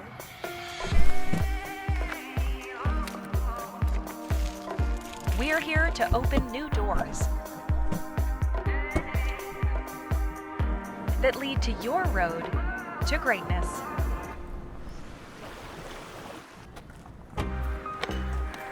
Your journey starts at Toyota's national sales event. Toyota, let's go places. At Valleywide Cooperative, we're here when you need us. For 100 years, we have been here to help you with food, fuel, and good old-fashioned advice. And for us, serving is more than a job, it's a way of life, which is why we pour so much into the communities around us. We've employed hundreds of your neighbors. We take pride in that, and in giving back millions in sponsorships, grants, donations, and scholarships. It's our way of saying thanks. We're Valleywide, and yesterday, today, and tomorrow, we're here for you. Yeah, he hasn't come back. Yeah, this other kid, I think they've given up now. Like, they're eating clock. They're running it, and they're down. All right, welcome back. 3rd and 9 right now for Vallivue. Ball spotted at the 21, and Hagler coming on. He throws a deep ball. That one's going to be intercepted. Let's see who comes down with it, and they throw another flag, and that is not a pass interference. He had the ball. He had the ball. That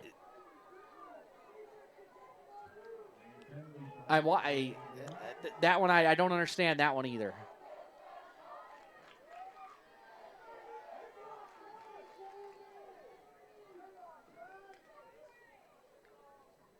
Okay, so they're saying the catch was good, and then a face mask. No, they're okay.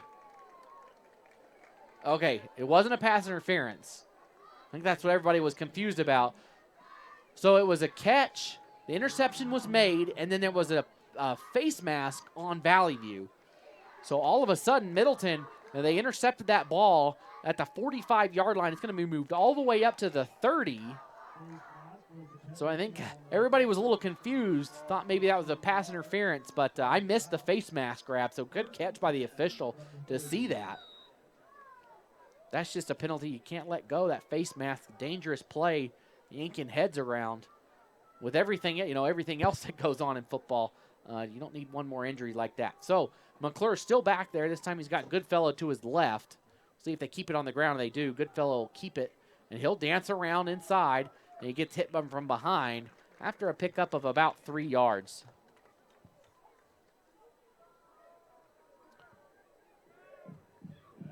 Seven minutes to go in this one.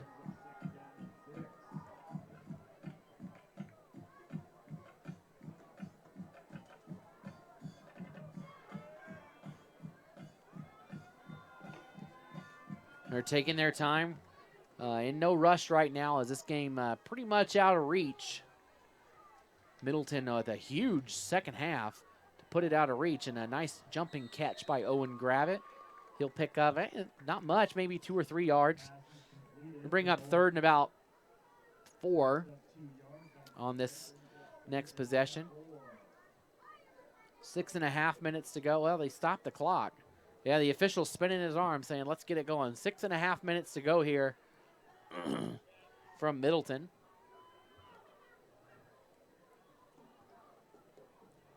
Great night here in the Treasure Valley for football. And, I thought Goodfellow kept it, and he had a lot of room, but McClure does, and McClure's going to run into the end zone, and there's a late flag coming, and you can see it, Vallivue asking for it, number 24, Ellenbaugh for Vallivue saying, hey, does anybody see that? And the official behind him did. So we're going to have a block in the back. Yep, good call. So a block in the back on Middleton, spotted around the 15-yard line, so it'll come back, to about the 25. So it'll be about the spot that they snapped it. We might move it back a yard. No, we're just going to, it's almost the exact, maybe half a yard. So we'll call it a wash. We'll do it again. McClure had a nice touchdown run there. That would have been a 24-yard touchdown run, but a block in the back brings it back.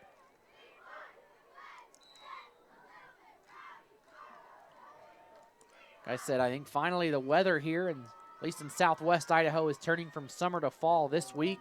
This weekend is supposed to drop, and we should have some great, great football sweatshirt weather over the next couple of weeks. Pass outside to Gravitt, and Gravitt wraps it up, and he has enough for a first down. Catch is made at the 16 and goes down around the 15. He needed the 18 for the first, so it'll be 1st and 10 Vikings with 6:09 on the clock.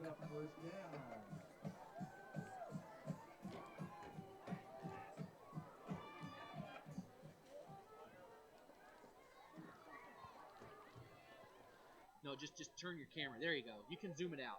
You were just on the sideline. There you go. So McClure taking his time. He's going to wait until as long as possible, you would think, and there the back official gives him the hand signal of 5 seconds to go. And a hand up, and my goodness, that ball is down. Goodfellow got walloped as soon as he took that ball, and he's coming off.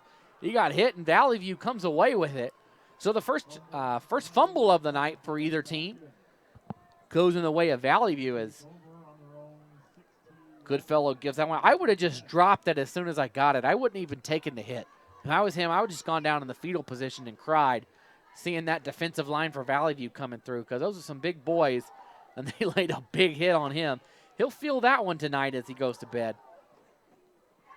Goodfellow, of course, just a fantastic game. He had a 66-yard run that really broke everything open. At the time, it was 21-16 in favor of Middleton, and that run made it 29-16, and it was just all Vikings from that point on.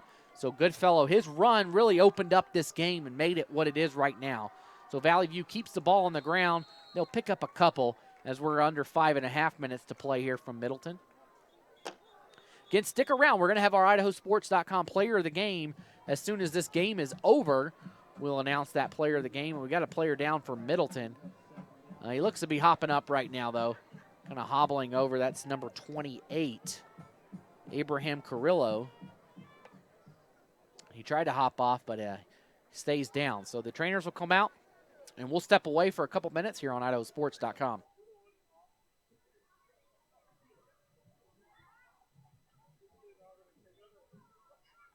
I'm Corey. I'm a dairy nutritionist here in the Treasure Valley. I decided to get vaccinated because I wanted to do my part to protect myself and my family and my customers from COVID-19. As soon as the vaccines were readily available, I was vaccinated. I would encourage people to do the research, listen to the healthcare providers. When I went to get my COVID-19 vaccine, there was hardly any wait. It was an easy process, is readily available. Since I got vaccinated, I'm confident I'm protected against the COVID-19 virus. My life has returned to business as usual. Welcome back. That was Pachi Franks who went down. He hobbles over. He's off the field. Looks to be I think he's okay. We'll see how it goes, though. Some sort of leg or foot injury. All right, Valley View lines up under center once again in that tight formation. Probably just keep it on the ground here, and they do so. Nice run and a nice spin move. Still rolling forward and almost with a first down. Great run that time by Ellenbaugh. He rumbles forward. That's the word for it. Just bowled over people and spun around and picks up about 9 yards. There will be third and very short for Valley View. Maybe a chance to get something rolling. They might not come away with a victory tonight, but there's always next week to play for. Of course, these teams are starting, you get into the heart of conference play right now. Middleton next week. Let's see, here's the snap. That ball, they just push it forward, and I think they got enough for the first down there. Middleton next week will play Ridgeview here at Middleton High School. That game will be on IdahoSports.com. We'll have that broadcast for you live right here. So join us if you're a Middleton fan. We'll be right back here a week from tonight. After that, Middleton plays Bishop Kelly at Bishop Kelly.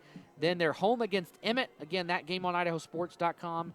And then they wrap up with Nampa and Columbia. So 2 big weeks coming up for Middleton against Bishop Kelly and Emmett on October 1st and October 8th. Those 2 games will probably be the ones that settle out what's going to happen the rest of the way here in the 4A SIC.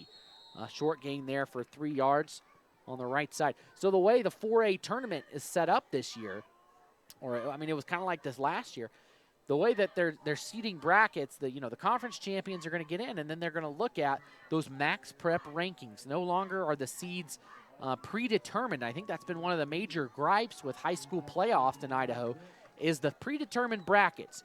You might get a team from a conference might not have a great record, but their conference was just so poor, but that conference still gets 2 bids, while a strong team from a strong conference gets left out. So this will help eliminate that. Those strong teams from strong conferences won't get left out of the state playoffs, as this handoff goes for maybe about a yard gain. It'll bring up 3rd and about 5. So it'll be interesting to see how that plays out. Last year in the 4A, there was some automatic bids given out to the top X amount of teams per conference, and then wild card bids were given out. And then what they did is they reshuffled everything based on conference standing. So some conference champions ended up being a lower seed than someone they played based on the way that was set up. So this year will be similar. You might see a conference champion play on the road to open it up, and a big hit as the quarterback rambles outside. It's going to be wrapped up for no gain as he came around here to the near side. It's going to be 4th and about 5 for Valley View. We're under 3 to go, 2:45 on the clock, and it is ticking away. Great night here at Middleton High School. The score, I don't think, is very indicative of how close this game was early on. Again, we said it was 21-16 That was late in the third quarter. That touchdown run came at the 3:30 mark when Goodfellow ran for 66 yards to pay dirt. And up until then, Vallivue actually even had the momentum going into that, but wasn't able to score when they got the ball back. Middleton just went right down the field, and they're going to boot this one away. Gravitt's going to take it on the run, and he just fair catches it. Take it at the 45. 2:11 on the clock. We'll see if we get some subs in there to finish this game out for Middleton. No need to have the regulars out at this point, as this one's all but done here from Middleton High School.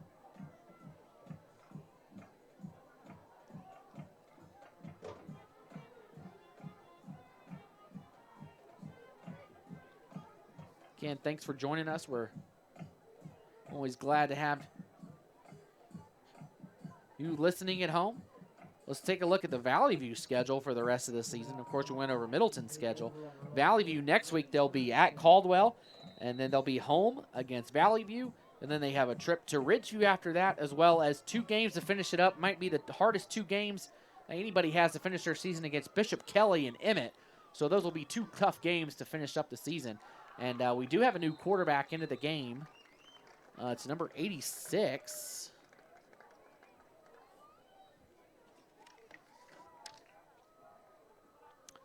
That's another one I don't have on my roster. Must be a JV call-up. Playing quarterback today. Yeah, just zoom it out until it stops doing that. Just do it slowly. Keep coming, keep coming. There you go, right there. Handoff out the middle and wrapped up almost immediately. Nice hit that time.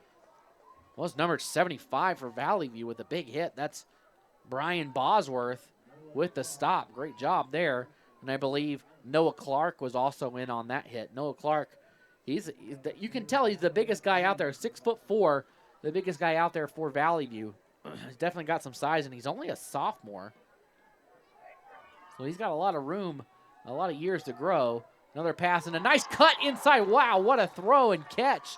That time coming across the middle from the outside was Amlenmeyer, who caught that one. Again, I don't have the name of the quarterback in right now for Middleton. He's number 86. He must be a JV call-up. He's not on any roster that we have been given for Middleton.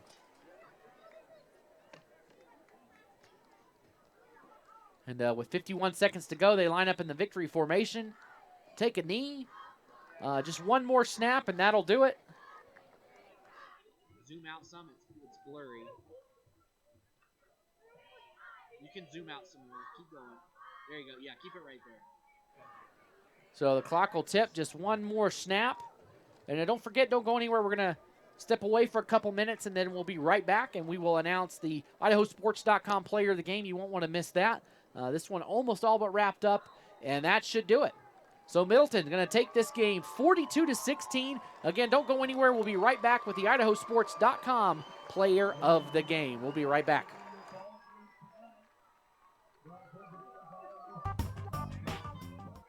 Banking. Maybe you enjoy the person-to-person attention you get going to your bank. Maybe you enjoy the convenience of banking from home sweet home. Or maybe you like the flexibility of paying your bills, applying for a loan, or talking to your personal banking person from wherever fits your fancy.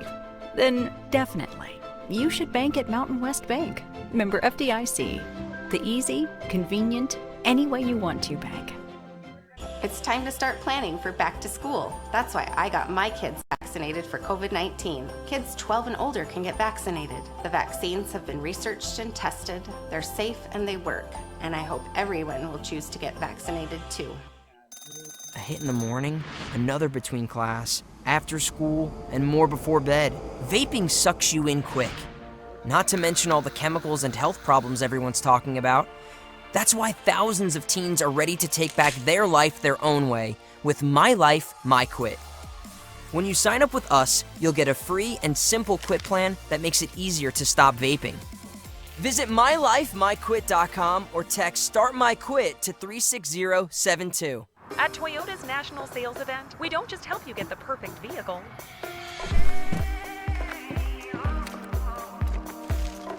We're here to open new doors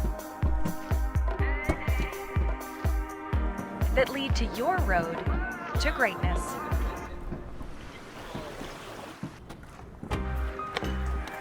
Your journey starts at Toyota's National Sales Event.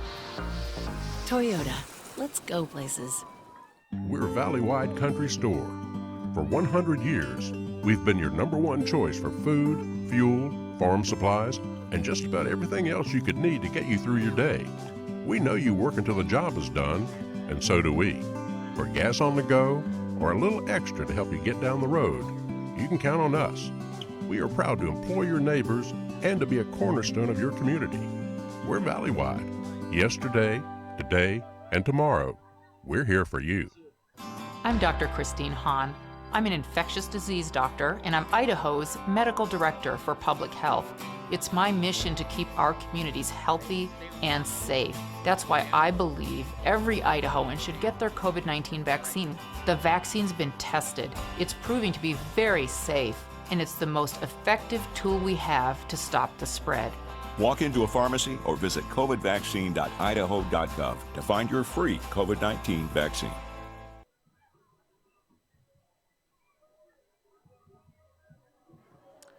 Welcome back to Middleton, everybody. Middleton wins this one 42-16. And all that's left for us to do is to award our IdahoSports.com player of the game. And we're going to give that one tonight to number 18, Kai McClure, the Middleton quarterback. He was phenomenal tonight. He had 4 touchdown passes and 1 touchdown run. We also had 2 touchdown receptions, or 3 touchdown receptions by Tate Johansson. Thought about giving it to him, but just the composure of McClure back there picked up some key first downs when Middleton needed it. And just a great overall effort from McClure. 5 touchdowns on the day, 4 through the air, and 1 on the ground. So that'll do it from Middleton High School, everybody. This was an IdahoSports.com Game Streams production of Treasure Valley Game Night, presented by Mountain West Bank. Other major sponsors making this broadcast possible include your local Toyota dealer, Toyota, Let's Go Places, Valley-wide Co-op and country stores, Project Filter, Stop Smoking, Start Living, as well as Vaccinated Idaho and D.L. Evans Bank. We'd also like to thank our local advertisers tonight, Big Insurance, as well as Act Towing. Again, congratulations to Kai McClure of Middleton, our IdahoSports.com player of the game. Thanks for joining us as Middleton runs away with this one, 42-16. For my broadcast partner, Miles Johnson, and everyone else behind the scenes here at IdahoSports.com, my name is Logan Green, and we will see you next week.